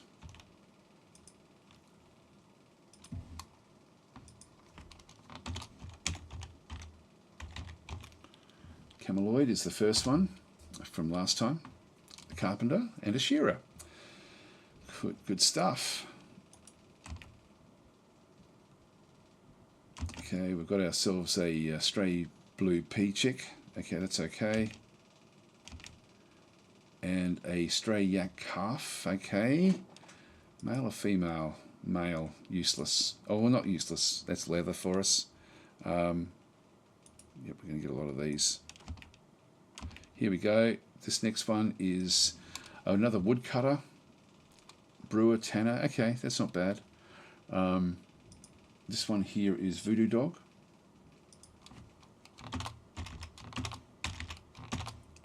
The reason I'm naming them as they walk in is that there's a chance they'll get killed before they reach the fortress. All right, this one here is a armorer. Okay, useful. This is a talented armor smith. Extremely useful here. So Voodoo Dog saying the 60-year-old dwarf. There we go. So the 60-year-old IT dwarf. All right, so we've got the so in this case we'll just go and rename this one. Here is Sev. Now this is a sort of this is the I won't put the 82, but we'll just call it Sev in through here, so we'll know that that's Sev's character. Having an armor smith is going to be extremely useful now that we've found that magma, so that's going to be awesome. So we've got that one, and we've still got more. Okay, this one is a furnace operator. Not really important to us. A high master furnace operator. Yeah, we don't. Look, it doesn't matter about the quality. Anyway, he'll do it fast. So we are getting what we need here. So this one here is testicles. Testicles is in. Okay, so that's that one. And what do we have there? A stray goat kid. And this one here is Huabab. This is a new arrival miner. Yeah, add miner. Okay, useful. A brewer, armor smith again. A suturer. Oh, cool. Here's our doctor. Here's the doctor. Okay, so this is Huabab.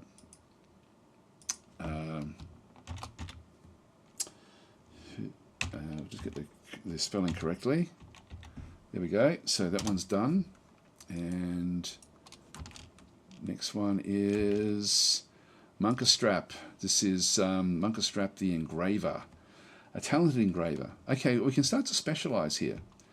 So this is Munkerstrap. And that's it. In terms of the DasDemptions. If there's any more that arrive, they're not going to be named. So we have another one. This is a bowyer. We've got siege engineer. More a foal. I read lame. I thought a lame foal, but no, it's not. Now I just heard something. I don't know what it was, but there's no messages. It's okay. And that is it. So we do have a few more dwarves that can be named. Here we go. Here we go. Atomic Ant has named one. We'll just go back across, catch them as they come into the fortress. So where are they? Coming straight down here. Have the others already made it in?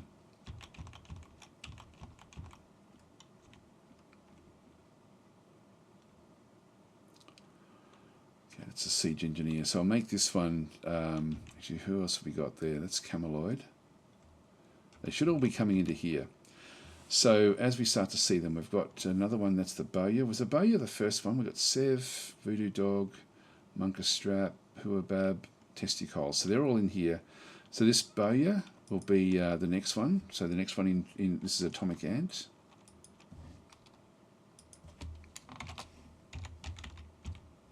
Oops, Atomic Ants. Okay. So Trapper, Fish Cleaner, Novice Carpenter. Okay. So we've got that one. And then we've still got Toulon is the last of them actually. So we've just got one more. If anyone wants that DasDemption.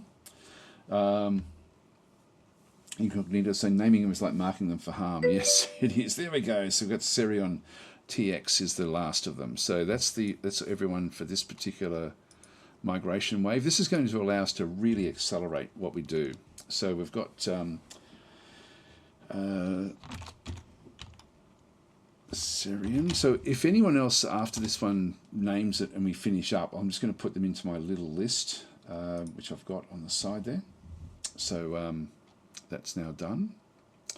So just a novice siege engineer. So probably we'll end up in our military, I would guess. So we've now got a fair few. We've now got 14 dwarves. Everyone's happy. It's a happy fortress. We have to bury Click as well. Like we have to go out and pick up that body and place that somewhere. We've still got a lot of work to do here. Yeah, there's a heap of work, and we don't have any other iron picks or anything. So we're sort of just stuck with what we've got. I don't think that the new miner would have brought anything. Tiny Mutant Squid and Supreme Plague. Which one was it? It wasn't Sev. No, I can't remember. But that's okay. We'll just let everyone just continue on doing what they're doing. So there's still work to be done in through here. And then we'll start to as things get built in here, we'll start to sort of then build different areas. Anyway, let's unpause, let them come in. So they're going to first of all meet there, just get acquainted with the fortress, and then go off and start working. Now the top. Let's just make sure that we have everyone inside. Nope, they're still coming in. Alert. Oh, Istro has been found dead, yes. Okay, that's Istro there. Alert! Yes, we know that about that one. So, found dead. Animals become a stray guinea cock. Okay, and then we've got the bandfire opal. That's okay as well. All right, we just need to get... So this is Sev, the armourer. Has now come outside. We're going to need to now get an area that we can control.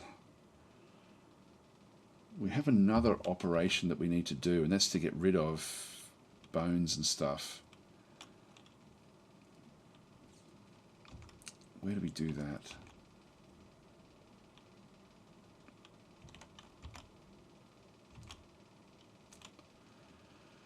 Yes, we're going to have this area come up into here. Again, I've just got too much to do. What I'm going to do is I'm going to go and create a stockpile outside for rubbish.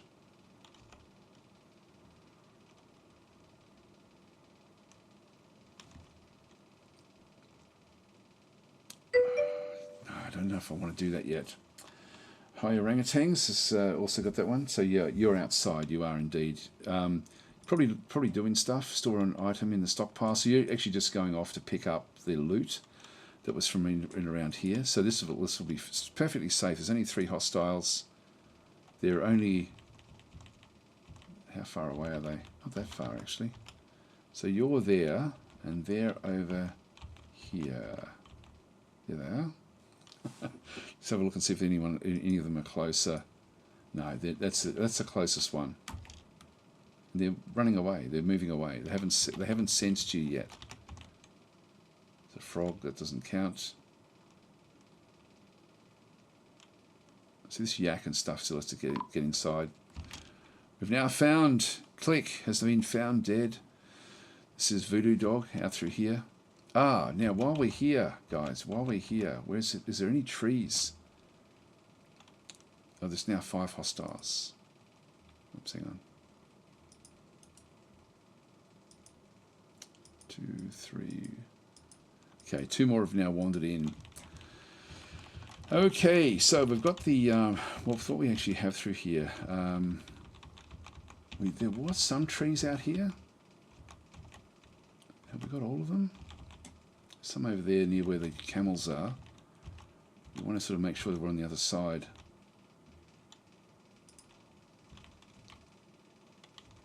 Not too far. There's one. So we get that one. That's pretty close to the fortress. Just while we can get it, let's go and get it.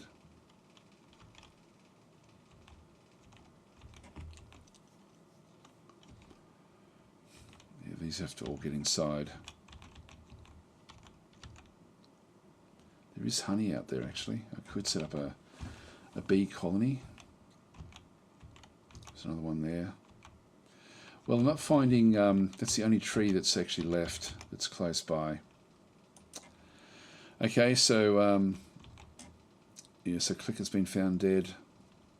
Make rock slab has been completed. Now, they'll automatically make a rock slab for these undead. Now, in around here, Stray Goat Kid... what I want to do is if anything's going to come into this location, I want to make sure that I'm trapping them. So I'm just going to put traps in around here. Traps, just a cage trap. Planner.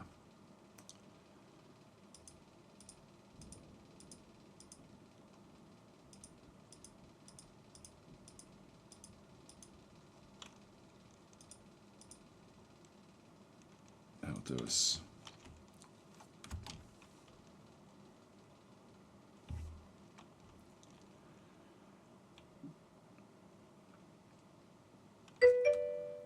That's the last of the animals, I think.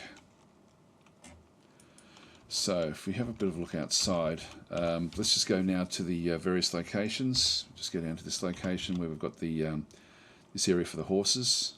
Where's our other horse? Must be getting milked. That's a male horse. I think we may have a female horse with the other one. Hi, Beacon. How you going? Do I have a dwarf? Yes, you do. You got a military dwarf in this one. It's interesting, we've got sand down here as well. So we've got sand in a few different locations. So we'll go and dig in, sorry, with this zone here. So with the, actually there's the other horse. Are they both male horses? No, there's a female. So we can end up with foals here, which would be good. So we're just going to go across. Now you can use DF hack to assign. It's not an auto assign. It does, but we can actually go and tell it to specifically go and get different things. So if we just go across to here, I'll just go through anything that is grazing animal. Yeah. So this is a male one. Get rid of that one. These are tame, but no one's actually. This is male again. This foal, stray mule foal, back in through there. Maybe it's already been gelded. So they're all now going to go into this particular area. Let's just go back up to F2. It's going to get fairly congested in here, but anyway. Carpenter's workshop is going to be the place for the other animals. So we've got the turkeys, and we'll get these the blue pea chick and the guinea cock in through there as well. So that'll all just sit there until we can actually set up an actual area, which will be down on one of these other layers. Okay, they're back in there digging out the hospital zone. That is now ready for us to start to make use with. So let's just go across and start to build the workshops that we require. We need the kitchen, and we need the still.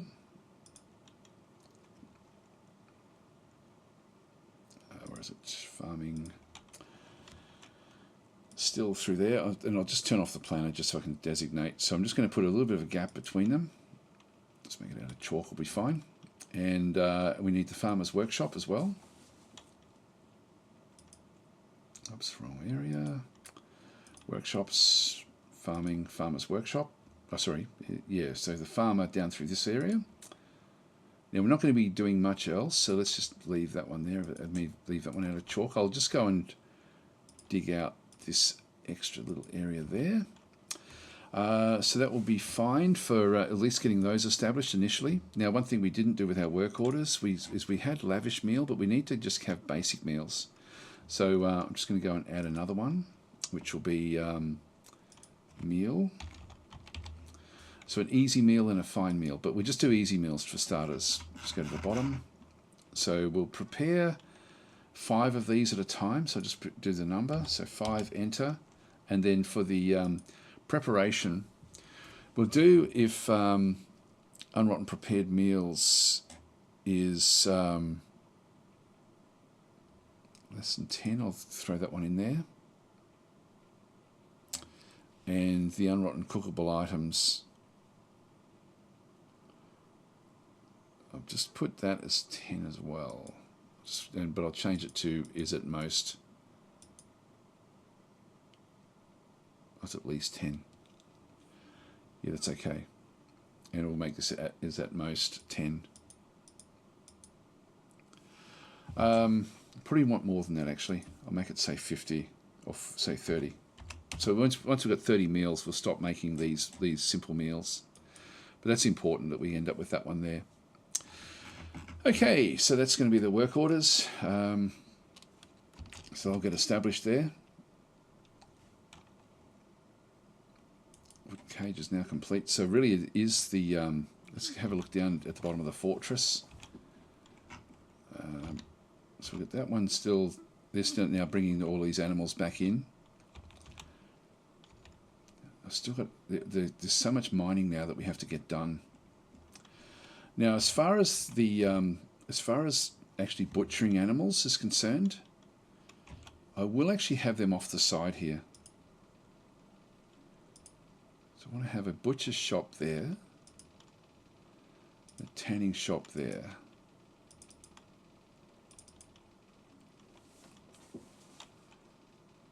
Actually, I'm just trying to think, is this the best place for us to do this? It's sort of not.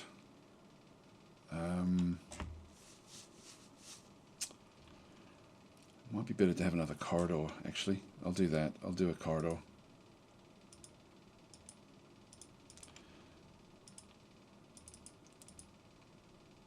Just the start of one.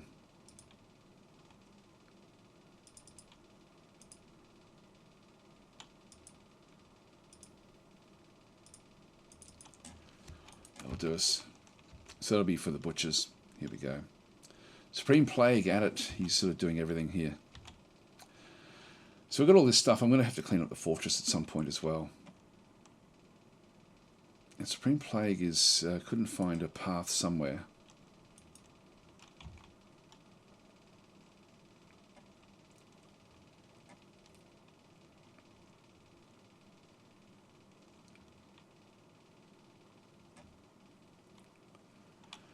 Alright, so this will be the butcher.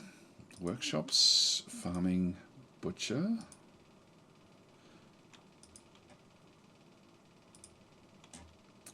And this will be the tanner.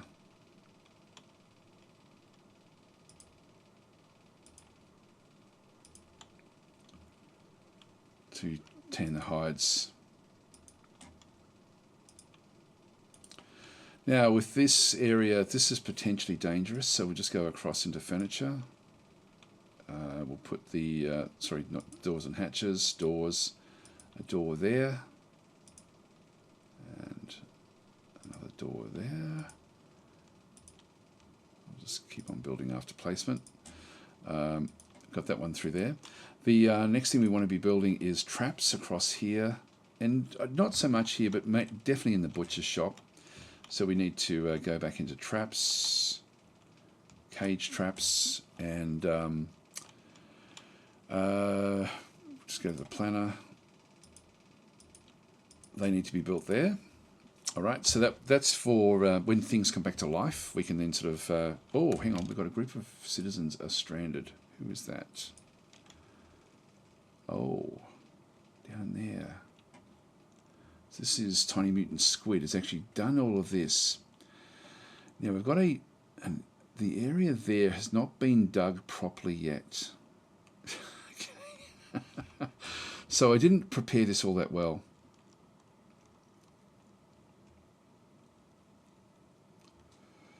All right, so when we get to, he can get to there.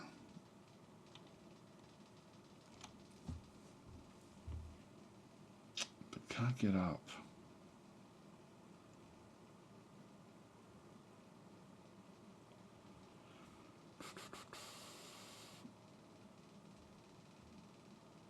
Now I need all of this where it is.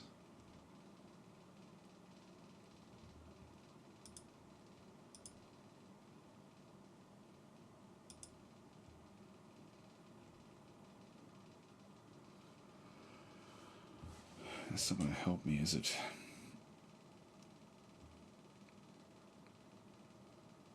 If I then dig up at that point, he can then get up, and then we can just block it off.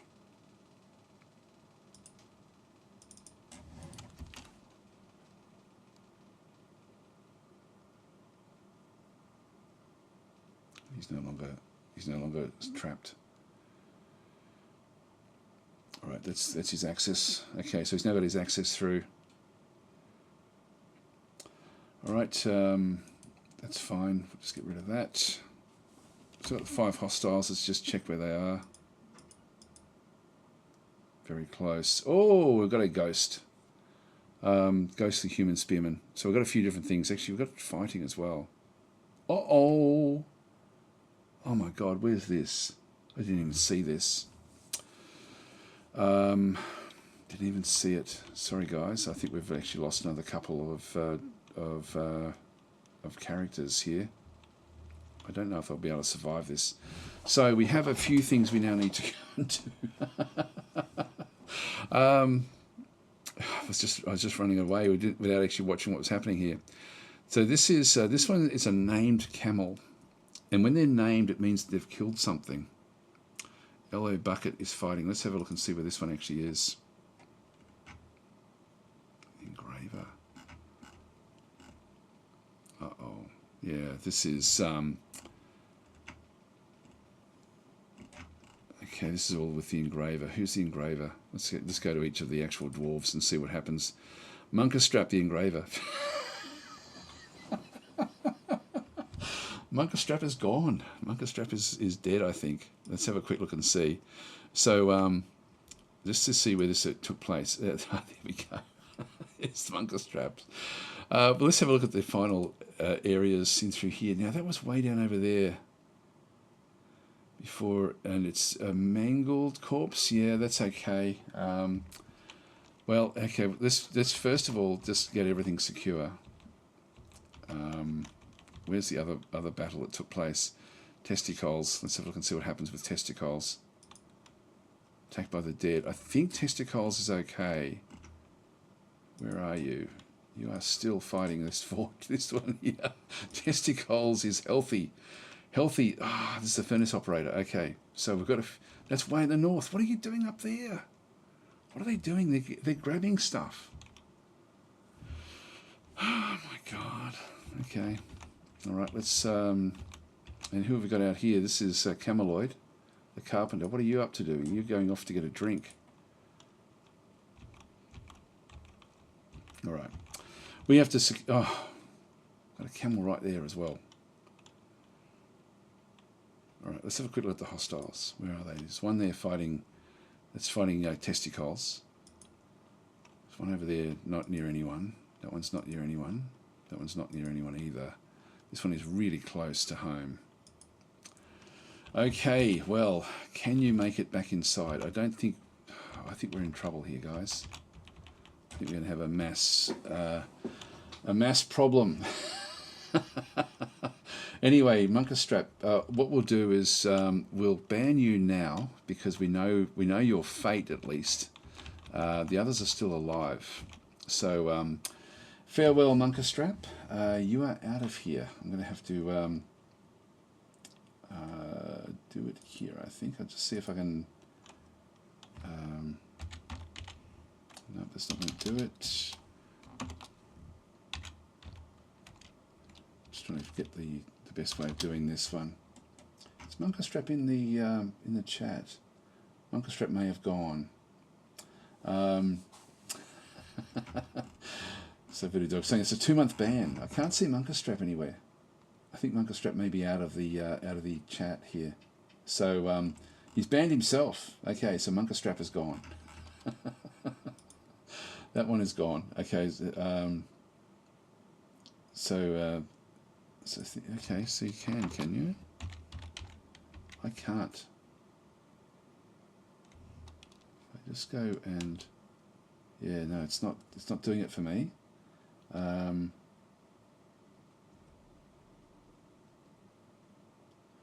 Just have to look and see. Actually, I do have it there. Anyway, I'll do the ban based on that one there. Okay, I've timed him out. That's fine. Yep. Okay. So Monkerstrap is gone. That's a shame. That's the engraver. I actually had plans for the engraver, but not immediately. We'll pull apart what actually happened here. I've got a cage on the hatch, which means the hatch is now can't be locked. Oh, yes, it can be still. Okay, so we can lock that, but we don't want to lock it yet. What we want to do is get everyone inside if we can. So do we have a burrow set up? Yep, we've got a safe zone established. So that will be down here. We'll need to re-establish this as well. You've got people coming in and out. So we'll so the burrow has been designated. Let's just quickly go across and activate the civilian alert. We'll go and fix up the burrow. Actually, we'll do the burrow while we're doing it bit by bit. So we'll just go across and repaint the zone. That one's okay where that is. That one's fine with what we've got. That one is going to be fine for the hospital layer. That one's going to be fine for the kitchen. That's fine as well. So they're all going to be fine as we come back down. This is not fine.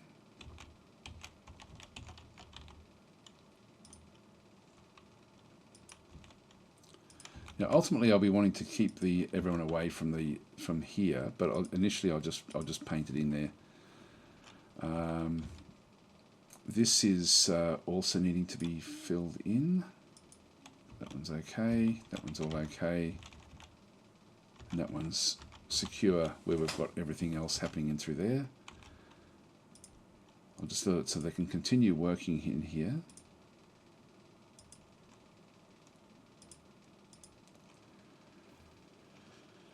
And then down into here. It's already been dug out. So I don't need to really access this one. Actually, I will need to access it for what we need to build.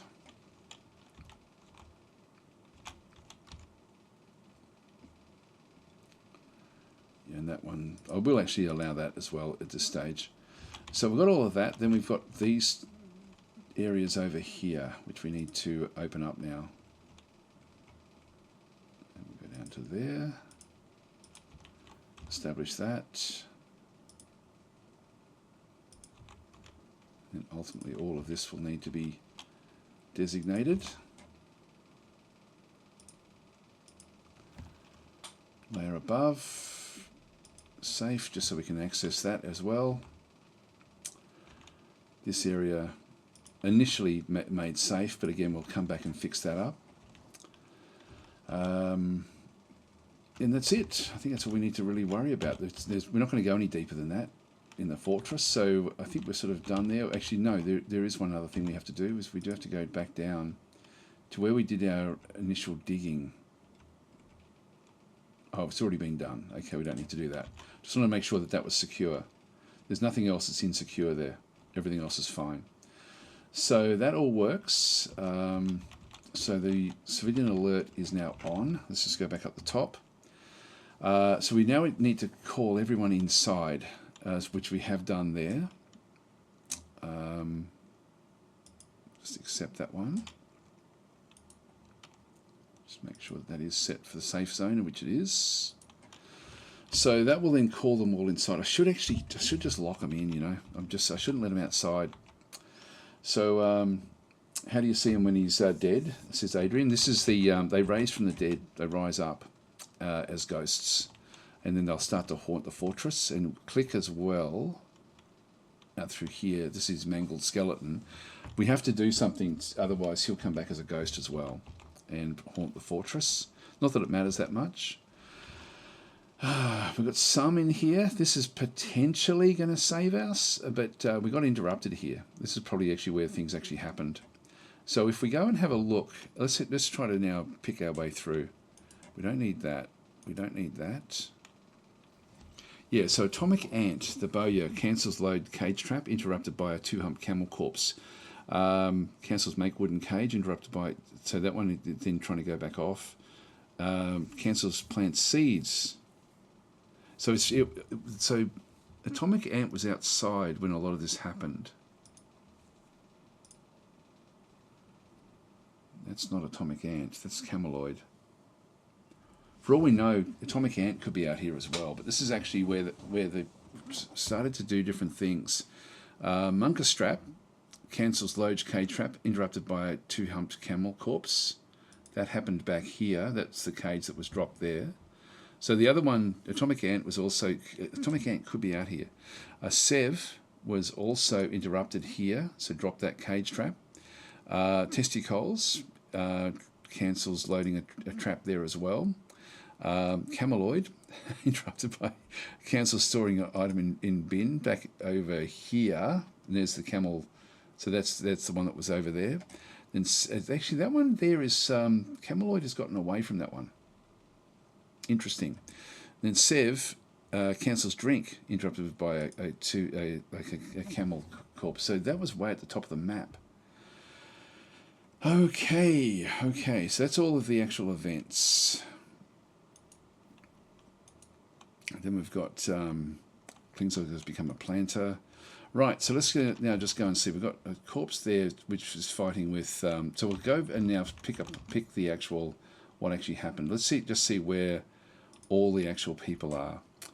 So the miner is digging. Huabab is down there, constructing a building. Now, what are you hauling?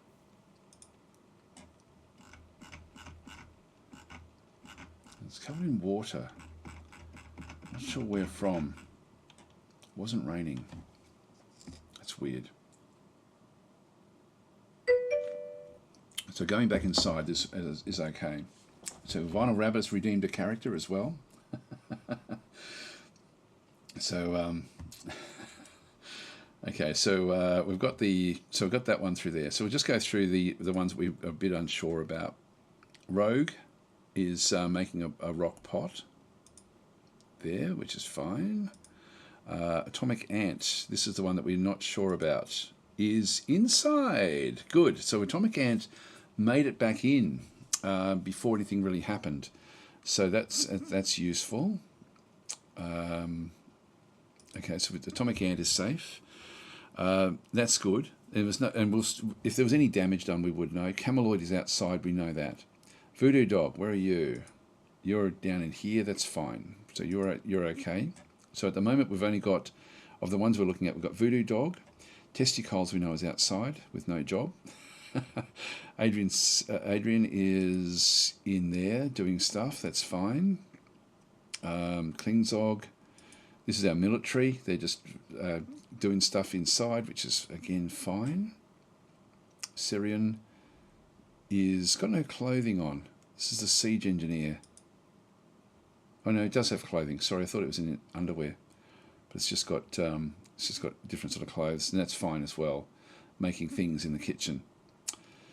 So then we've got Tiny Mutant Squid is digging, so they'll be safely inside. And then Began is brewing drink in here. So that's everyone except for the 3 that are outside. So where is my dwarf, says Sev? You are in trouble. We don't want Sev to get in. Sev is a very important member of this fortress. Sev is over here, way in the top of the fortress. So Sev is going to have to make a run for it to go. So Sev is up here. So it's very top of the fortress in through here. Has to run to the south. Has to run past Munkerstrap. Sorry, not Munkerstrap. It has to run past Testicoles, who is in here somewhere, I think. Testicoles was over here somewhere. I'm not seeing where Testicoles is. No, I think I've missed that. So there's Testicoles there. So as we come back up through, Testicoles is up here, trying to get away from this camel. Sev is... God, where are you now? You're up here as well. There. So Sev is there, but Testicoles is with the camel. So that's the 2 of them. But Sev is going to have to make a run for it past this camel. So that's going to be a bit dangerous. If this camel wanders in towards here, there's no cage traps except for that one there. These 3 in here are made. What we might do is quickly go and just make sure that no one comes out here to go and clean these out. So that's the one saving grace, is if you can get to here and then start to jump around, either you'll end up in a cage which will save you, or the camel will end up in a cage which will save you. Either way, you get saved. So that's one area that we can check for. It doesn't have very. That's Cameloid as well. Cameloid is out here. Sorry, that was Cameloid there. Where's Sev? Up here. That's right near. That's even out further beyond. Where's Munkus? Where's Testicoles? Oh, there's Testicoles right there. So where's Sev? I keep on losing sight of where they are.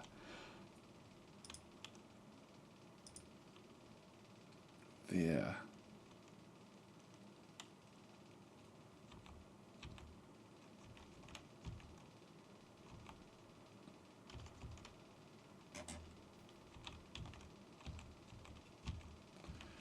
I'm losing the plot here.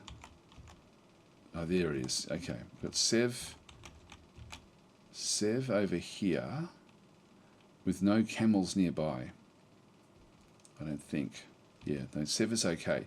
Sev will be able to run back, but we just have to make it past the gauntlet, run the gauntlet. At the moment we have Testicoles fighting this camel. We've now told everyone to rush inside, so hopefully he can run away and get past this, but I don't like his chances, to be honest. So let's have a look and see what actually happened with Munkerstrap. So Munkerstrap, when we first start, the 2-humped camel corpse attacks the engraver, but she jumps away. That was down here where it all starts to go wrong. This is why I don't think the testicles is going to get out of this. And so he's yelling out, she's yelling out, we must withdraw. The kicks the engraver in the left foot, bruising the muscle. She can still walk, so that's actually still okay. Charges the engraver, collides and tumbles over. So Munkerstrap is then basically on her back. Does manage to stand up. It then kicks the engraver in the left upper leg, bruising the muscle. So still actually okay. Still yelling out, I must withdraw. Kicks the engraver in the left hand and basically destroys the hand. Artery's been opened in the attack. The camel corpse charges the engraver. Engraver jumps away. It then kicks the engraver in the upper body with its right foot, bruising the muscle. It's having trouble now breathing, so it's now got a bruised lung. Not going to get away from here. It was stunned at some point. Charges again, tumbles over backwards, stands back up again. Kicks in the right rear foot and then destroys the foot, so can no longer stand. Twists the head, tearing apart the muscle. So actually this is the head. On the left cheek, explodes into gore. Kicks the engraver in the mouth. Okay, sorry, in the mouth. So it's now aiming at the head. So the left cheek explodes into gore. Artery has been opened in the attack. A tendon in the skull has been torn. Munkerstrap is going gruesome wounds, begone fear. The two-humped camel corpse kicks the engraver in the left upper arm, smashing into the injured part is smashed into the body, an unrecognisable mass. So really getting smashed apart through here. Kicks the engraver in the left foot, bruising the muscle. Is no longer stunned. Bites the engraver in the right cheek, and the injured part is ripped into loose shreds. My God, this is horrific. Horrific what's happening to Munkerstrap. So Munkerstrap is saying, I've been injured badly, I feel hopeless. Okay, kicks the engraver in the left upper leg, and so this is the end of it. It kicks the engraver in the right hand. The injured part collapses again, so really can't use either hand, can't move at all. So the engraver gives into the pain. So at this case, at this point in time, Munkerstrap then becomes unconscious, and the two-humped camel corpse. Oh God, sorry, I've just right-clicked on it. Let's go back in there again. Kicks the engraver in the head with his left rear foot, and the injured part collapses into a lump of gore. So the head has been collapsed, which basically means that it won't, like this Munkerstrap won't come back from the dead, I don't think, for the simple reason that we've destroyed the brain. The camel has destroyed the brain. So that's the gruesome details of Munkerstrap has now gone. So we'll just go and get rid of that one. So Munkerstrap is there. Testicles. Now this camel has now been named Enol Bucket. Is the name because it's killed Munkerstrap. So Enol Bucket is the killer that we actually have. And we can have a look at that and see with that as well. Okay, and then we've got testicles. Let's have a look and see what happened with testicles. This is just the start of the interaction. So the furnace operator punches the two-horse. Now, why would you start with this? Why would you start by attacking the camel? And this happened right here. I don't think that Testicles is going to get away from this. So he picked the fight with the camel for whatever reason. It misses, kicks the furnace operator in the left upper leg, bruising the leg, but still should be okay. It's attacked by the dead, the horror. There we go. Well, you attacked the dead, not the other way around. Attacks the furnace operator, but he rolls away this time. Misses the furnace operator, attacks the furnace operator, but he scrambles away. So he's actually avoiding the attacks. If he can get some distance, he may be able to run away. This is the one thing we have to hope for. Kicks the furnace operator in the left leg, and bruising the fat. So while there's just bruising, it shouldn't slow us down too much. Attacks, but we roll away, scrambles, rolls, scrambles away. So we're actually dodging, essentially. We're not jumping though. So we're on the ground essentially, just scrabbling around. So this is, and that's all we've got so far in this particular fight. Let's ditch this now. Let's ditch all of that stuff so we can actually see the interaction take place. Now we're going to have a few different things happen here. So I'm just going to do this one really slowly. We're going to just press the full stop key and watch what actually happens. Come on, make it through. Nope, it's now been cut off and we now have more fighting. I'm just going to, when I sort of see testicles mentioned, until we see the others, we'll do it. If we see any other names, we'll then zip across to that. So we'll just do a few more. It's still all okay. Uh-oh, blood. Okay, so now we have testicles is about to be killed. And so now we know that scrambling and rolling means that we were on the ground anyway. We weren't fighting effectively. And we have another look at this one now. So a lot has happened just in that one through scrambling away. It does actually, and we saw the little green symbol over there before. So this one kicks the furnace operator in the lower body with the bruising the muscle and bruising the guts. So essentially, it has now kicked it in the guts and is now making it feel like almost vomiting. So you can sort of picture what's happening through here. Kicks it in the upper leg, bruising the muscle, force pulls the left hip. So our time in the eternal realms is so brief, begone fear, says testicles. Okay, then we have the two-humped camel corpse kicks the furnace operator in the first toe, left foot with her left tearing the muscle. Force pulls the left foot. Then we have an artery has been opened in the attack, which is with the blood that was spewing, and then a ligament in the left knee has been torn. So testicles will no longer be able to stand. If we have a look and see what's actually going on now. Heavy bleeding through the foot, nauseous because of being kicked in the guts, and tired from all the rolling around. So is not going to make it away. So testicles, I don't know if you're in the chat, but if you are going to be banned very, very soon. We're going to get another named camel corpse. So we've got the, in terms of items, are you carrying much? No, not carrying much. Health, heavy bleeding, ability to stand has been lost, motor nerve damage, sensory nerve damage. If we have a look at the description, we're then going to have a lot of different problems in through here. So I think we now give this one up. Let's go to the others and just see where they actually are. So we go across to Sev. And well, Sev was over here somewhere. Where was Sev? There. So Sev is gotten overcome by terror. So he's just running around randomly, which is a problem. The other one that we had outside as well was cameloid, wasn't it? It's an appropriate name. Cameloid is going in for a drink. Now, Cameloid is also way at the top. I think what we'll do is we'll just go across now and wait. That's going to be over pretty fast now. These are the two we have to watch, and they have to run the gauntlet. There was no one else near the other camel, was there? I think what we'll do, let's just go back to the to this area here where this camel is, and we'll just watch. We'll just unpause it for a second. Okay, we've got that has. Leave that one where that is. This one's so close to bouncing into here. So close. Now, where are the others? Testicles. We'll have a quick look and see what's happening back with testicles again. So we're seeing a lot of problems now with the upper spine, nervous tissue being damaged, kicks the operator in the head, bruising the skull, vomit, retching. So there's all sorts of problems now actually happening. Okay, this one here, this is the death of Monkastrap. Sorry, not Monkastrap, it's testicles.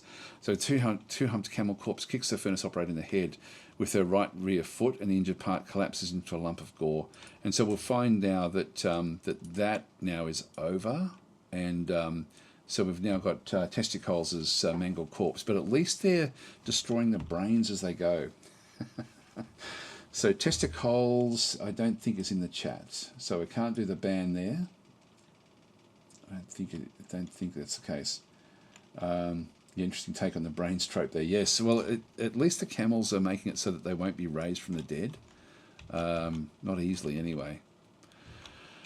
Now, can we... we now have to try to get everyone else back inside still. And this is a problem, because if this one wanders into one of those three, we're okay. Here comes Cameloid, the carpenter, and Sev shouldn't be too far behind. Let's have a quick look and see if we can find Sev. Starting to now come back in. So if we have a bit of a look here, this one's now, the terror is now gone. It's now making a run for it back into the actual fortress.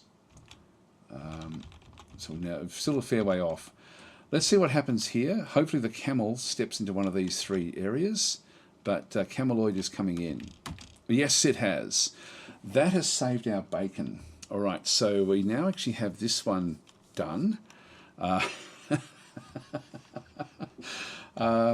Yep, so Von Schwein is saying, hi there, being in the lurk, just listening, I wonder whether this game is rated 18 or and above. It's actually not, I don't think. I think it's actually just PG, because people don't generally play this aggressively, like with the amount of stuff that happens. But yes, it is fairly bad.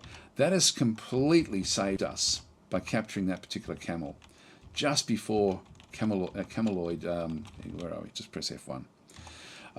So we've now got a two-humped camel in a cage. Awesome stuff. Now we no longer have. We only got 4 hostiles on the map that are left. We need to figure out what to do with these cages. And if we go and have a look, we've got one there, which is actually still pretty close to the entrance. And that one there is as well, very close to the entrance. Yeah, that's close. Okay, we're going to still keep everyone... Oh, we've got another one right here as well. Okay, so this is Cameloid inside, coming up. Sev, I don't think you're going to make it. I don't think you're going to make it inside. Where on earth are you? So, can't find Sev. Still coming over. Not good, not good. So Sev is going to make remote opening cage systems to release them on siege. Pretty much, yes. We're going to find some way to actually make use of them. I don't know exactly what yet, but if we can capture them, this is why I wanted to build those cages around here, just to somehow sort of give us some sort of security, but we didn't get enough built. Not yet anyway. So Sev is still coming back through. We're still a long way off. Let's just follow Sev through and just see if there's any other camels on the way. Here he comes. This camel is over, now this camel's over the top.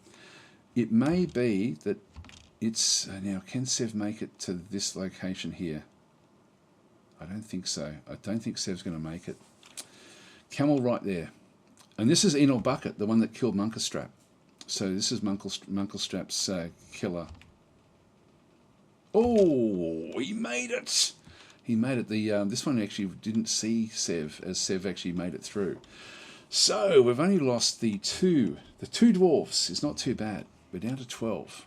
But we are starting to get some pretty unhappy dwarves. And we'll better have a look and see what's going on with those as well. Wow, okay, so things are really sort of heating up through here. Now, we definitely can't go outside with these. Still got that ghost hovering around in through there. Let's just go and block this off now. So we're now going to make this one forbidden. Verboten. And we'll have to wait for these to leave, and then we'll go and clean things up. So anyway, that's what we are. I really should stop people from going outside at all. I think I've learnt my lesson now. Sorry, testicles and Munkerstrap. Okay, so Incognito saying, why are the camels so aggressive? However, was saying blind in its bloodlust. Yeah, so yeah, they're undead. So Silas, an evil biome names. Yes, it's actually it's not a terrifying biome. It's just a normal undead. A normal evil biome, but it is a reanimating biome. So this is actually one where if anything dies, if their brain isn't destroyed, they'll come back to life, which is why we're looking for mangled corpses. It's so important that we end up with that one. So over through here, the body of testicles is mangled corpse. So testicles, mangled corpse is sitting in through there. And so that is essentially now not going to come back, or shouldn't come back to life. They still can if there is a way for it to happen. But in this case, we're actually okay. Like you can actually cut the head off, but the brain can still actually be active, and the head can go back to life, and the body as well, in that sort of instance. But anyway, we saw there with the description what actually happened through there. So anyway, that's been done. Now we've got that's now been locked off, so I can now release the civilian alert and just let them do their own thing. We dare not use our military to take these. These are just too powerful. But we've only got 2 cage traps left outside that are still actually active. This is late summer now, the 12th. In about 2 weeks, we're going to get a trade caravan arrive. And I think I'll leave that for the next session. Because that will also be full of fun, I'm sure of it, with these things hovering around. We're going to then have to open up the fortress at that point. Everything is looking pretty good here with what we're doing. Now, the unhappy dwarves. Let's have a look and see who they are and why they're unhappy. We can just sort by happiness. So we've got Sev and we have Atomic Ant. These were both interrupted outside. Let's just go across into Sev, who's coming back in. We have a look at and it does take a while for them to become happy. Is uneasy dwelling upon seeing a human Istro dragon conjures dead body. So the dead body being outside is actually is actually a problem. Yep, he feels vengeful when joining an existing conflict. I don't know whose that one was. Got caught in the rain. Is it still raining? Is it raining outside? Looks like that's why everyone's wet. Yeah. Okay, so there is rain outside in the desert. So yeah, so we've got this one through here with the yeah. So if we have a look at the actual thoughts and memories,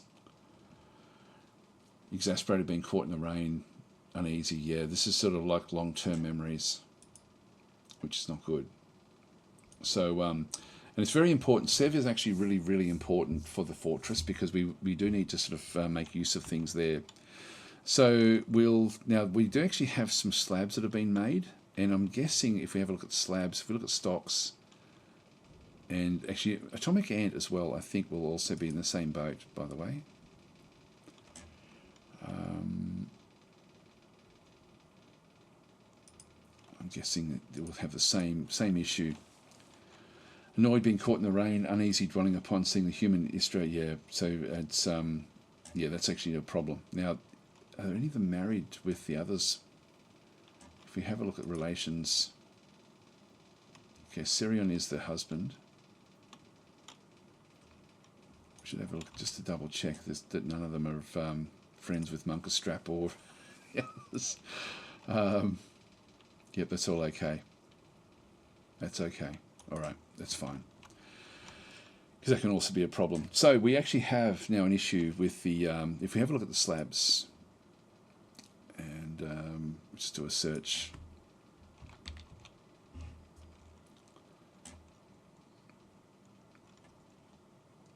If any of these have been made for the guys' memorials.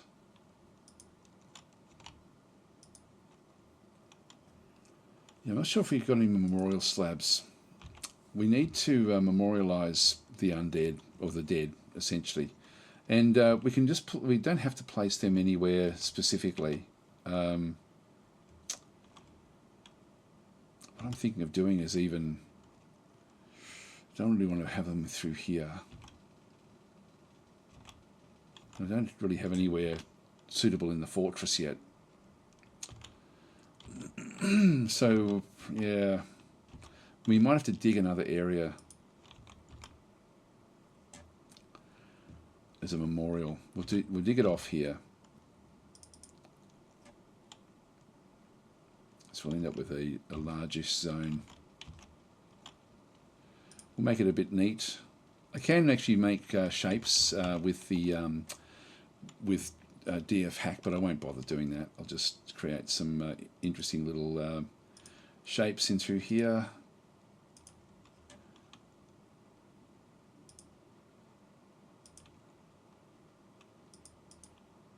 Actually, I'll just put in some pillars.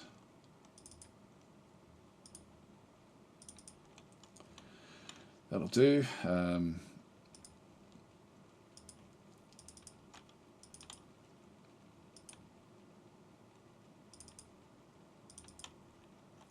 Okay, so this will be where we memorialize, and then we'll need like a catacombs as well.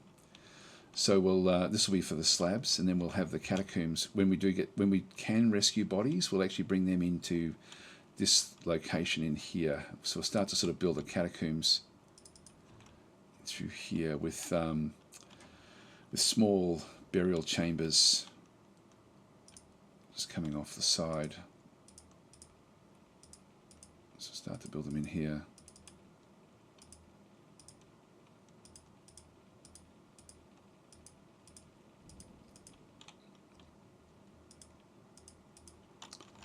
Yeah, we'll dig that one first.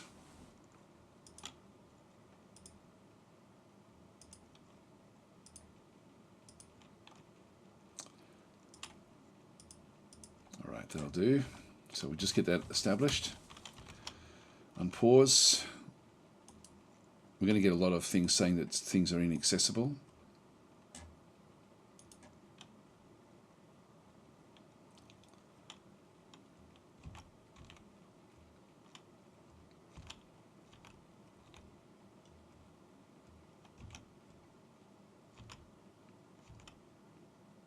Still around outside.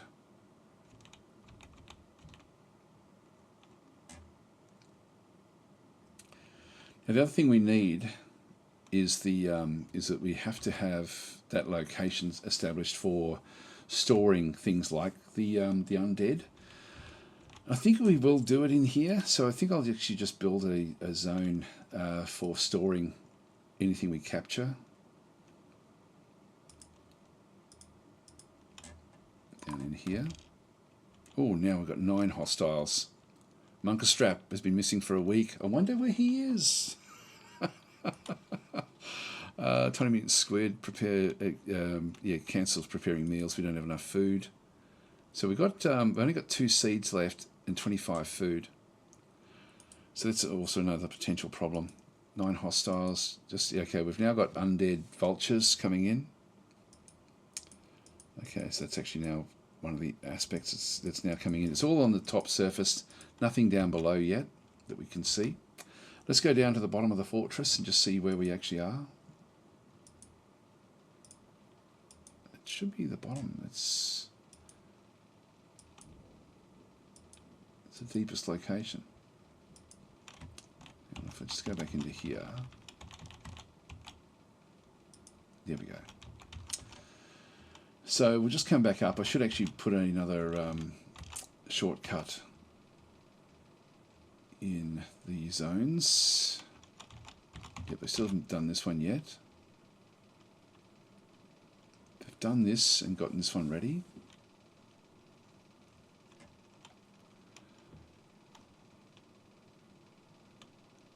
Yeah, so that one's ready to go. This one hasn't been built yet either. Alright, we'll just unpause, let things sort of develop.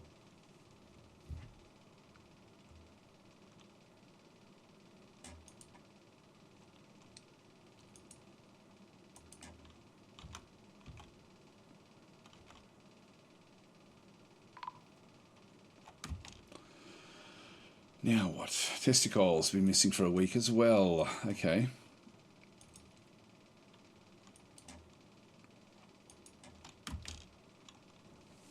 So they'll continue on doing what they're doing.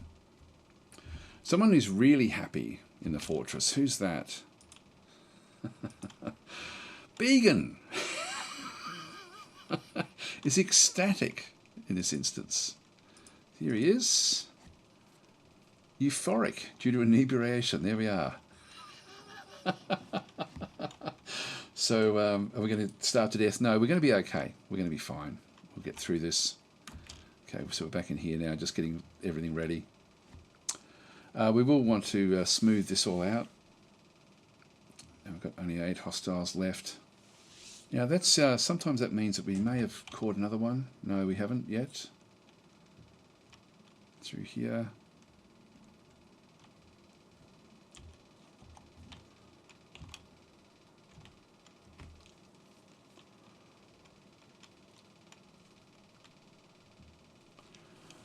Now if I go to the slabs, we'll just see if we can actually do a planned slab here. If we just go into furniture, we go to slabs, and just hide the planner. So I'll start to bring these into the different walls. Now we've to see if any of them have been done for any of these people. No, none of them have. So I thought there was an auto way of that working. I'll just go to F2. These are still working away. There we go. We're engraving a memorial there for Istro, and we should have one for Click as well.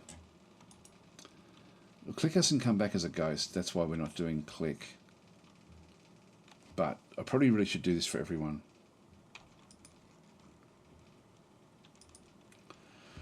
There's Click. I might as well do it for all of these. We get Click done. Add new task. We'll do Monka Strap. Add new task. Testicles. There we go. So it's going to be all of those different groups. Now that's 7 hostiles. So some are either leaving or are being caught. No one else has been caught here. Here comes the vultures swooping in close. 20 seconds. Nearly time for the trade caravan to arrive. 6 hostiles. Let's have a look and see. Are they only the birds? That's actually not bad. You know what? I think it's time for us to go back outside again. Yeah, I think it is time. Let's just check in through here. Yeah, we can start to now bring in the cages. So we've got tiny mutant squid operating in here. We want to stop most things from happening outside. What I'll do is I'll just go back to my burrows. And do I make this into a safe zone or not?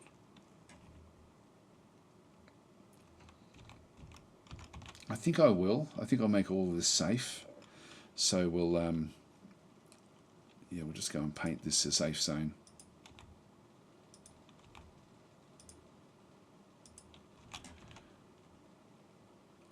That is going to be safe. Make that safe as well, but not the other. It still sort of keeps us a bit secure.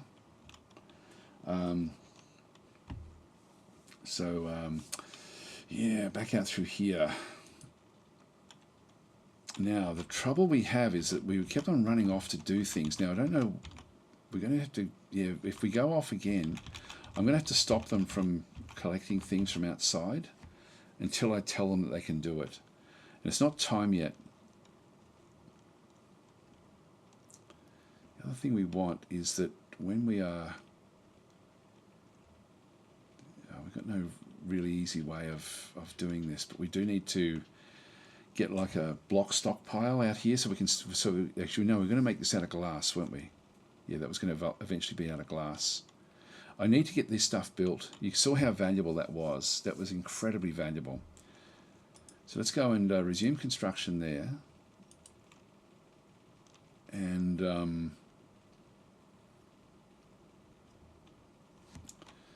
we need a refuse pile. I think I'm going to put it all in here.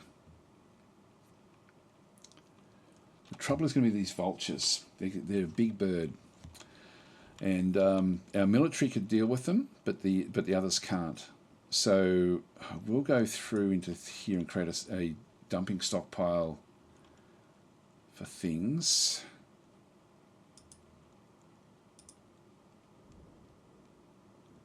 then we'll just add on to it as we go.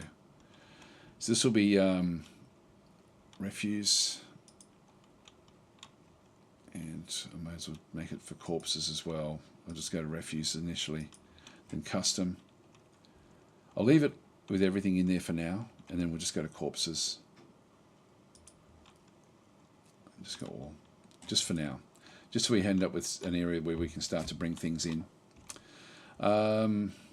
We'll allow that to keep on building. I think I'll put a door in here.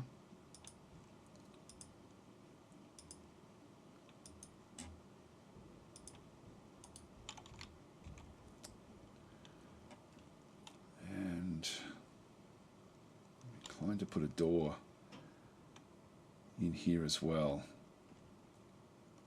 No, we've got the other. Look, that's okay. I think that's all right.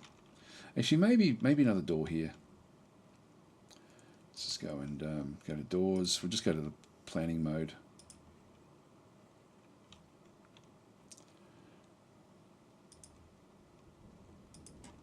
That way we can block that off if we have to, and then figure out other ways around this. So with everything we actually now have, let's now open up the fortress.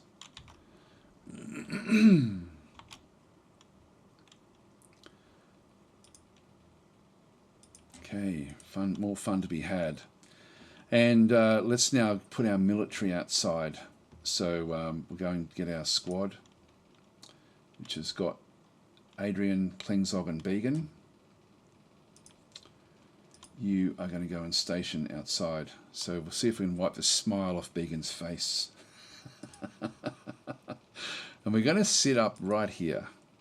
Done. So they're now going off to station.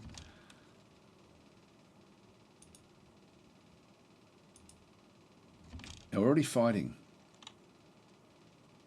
What are you doing? Still right, I'm in bin. Where are you off to? Look, it's we've already got fighting going on. The vulture is fighting. This should be very, very fast when we have the fights with their military. We're going to have to watch this. So Adrian and Klingzog are both fighting. So the vulture misses, attacks, jumps away. So then got a bashes in the right lower leg. The vulture corpse attacks the dwarf, but he jumps away. So that's actually what we happened in there with Klingzog. Then we've got Adrian. This was actually a while back.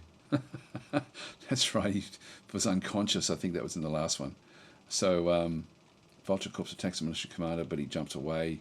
Okay, so he rolls away, but then stands back up again. So there is actually an ongoing fight here. Where has that vulture got to? It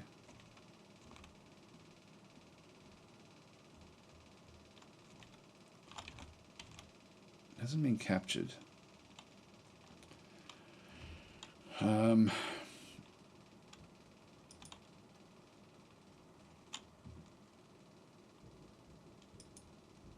We have the two humped camel corpse in there.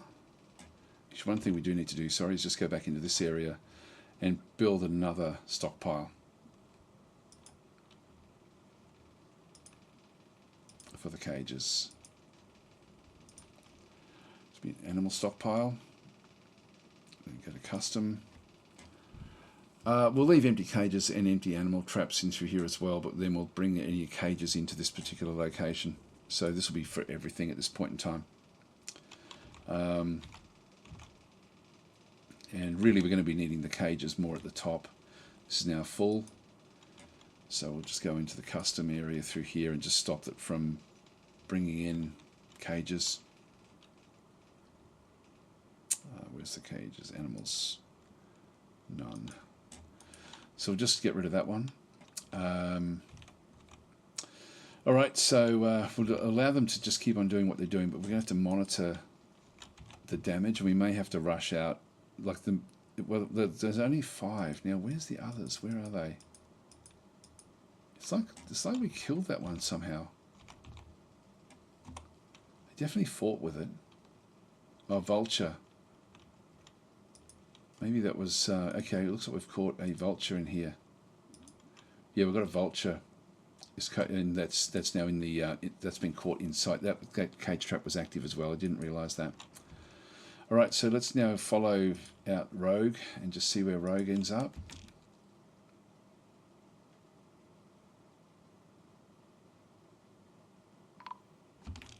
Found monks. Found testicles.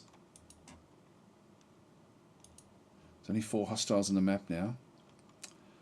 Vulture is fighting again, so there's another Vulture fighting, and it looks like Adrian and Klingzog. I don't know where Began is. No wonder he's happy. Got brewing drinking through here. That's all fine. So if we just go back and have another look, let's see. Bashes the Vulture corpse in the lower body. Copper mace, the injured part is crushed. That was there. So we've then got another Vulture corpse back over here. This is the mangled corpse, and so that's actually been completely crushed. These guys are going to absolutely smash it in terms of what's going to happen in this particular zone. So while they're out here, there's Began now. So we've got Began, Klingzog, Began, and Adrian. So they'll just allow the other guys. There's still 4 of them out here, so that is okay. We now need to bury. We need to sort of get back into our burial chambers and get things established back in there as well. This has now been established, so let's now go and build ourselves the catacombs, the start of the catacombs. We are going to need this. Furniture. Burial. And so in planning mode, I've got 3 available. I'm just going to pop coffins in through here. So as we build them, we'll just bring them in. Now, I've got doors as well, but I don't really want the doors as such, so I'm still going to place them, but I'm going to get rid of them. Okay, and at that point we can then just go into zones and go to where is it? Tombs. And I can just go to multi and it'll just paint. If we can find an area that's blocked off, like with doors, it will then make them into tombs. So that's now been automatically done. 8 tombs created, done. All right, that's nice and easy. And now with those tombs created, I can then just go through and cancel the construction on these doors. So just leave them open. You don't have to leave them open, but in this case, we'll just leave that there. And so as these are built, we'll then end up with other things. Just go back up to F2. You've got that one still being done. These haven't been done yet. They'll be just put into the list over time. Now we've got pots and things in through here, but if we go back up the top, up to the work orders.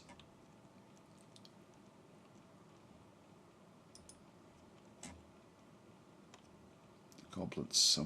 I'll change that number to say 100 or say 50. That way we can sell them. So just keep on making goblets. Alright, so we've still got a lot to do in the fortress, but at least that's sort of all happening. Let's just watch the top. Actually, there goes Syrian loading a cage trap. Good. We need these. We really need these. These are so important to us.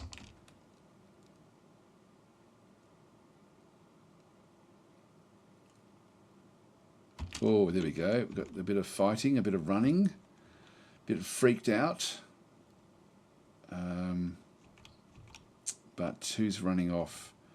Here comes the guys. They're actually now charging in against another vulture. There it is. Bit of fighting. Now they're charging off after another vulture, which is down on ground level. Now, what was going on? Adrian was terrified while in conflict here. So this one is potentially being smashed. Let's have a bit of a look and see. Yeah, this is fine. We're not going to. Our military dwarves won't have any problem with these. It's just what the other. Why isn't Began? Began is just not with it. He's just not with it for whatever reason. Here comes Syrian again. That one's been smashed. And Adrian is now going to smash that one as well. That's been done. There's a leg or something. A left wing bone. Moving back to station again.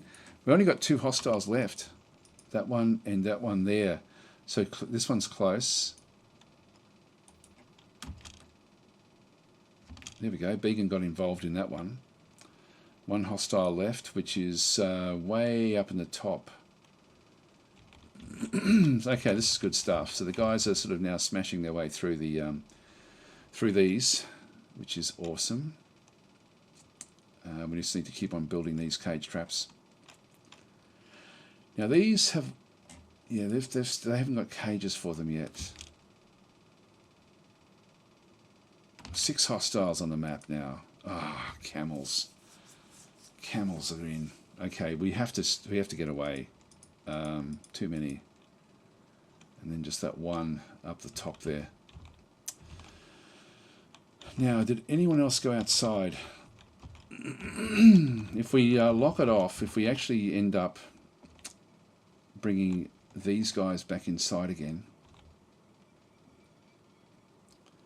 So if I cancel the station order, they should go inside. Yep, in they go. If I now block this off and just make it forbidden, if we have any outside, they should actually come back through. So unfortunately, we've only got the 2 that are still available. Yeah, still only 6 hostiles. Here comes this one. These have been suspended. We've now no longer have access to them. And Beacon was still fighting, but there shouldn't be anything else down in here.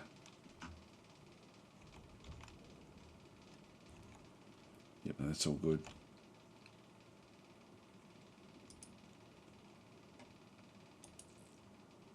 See what that last element was.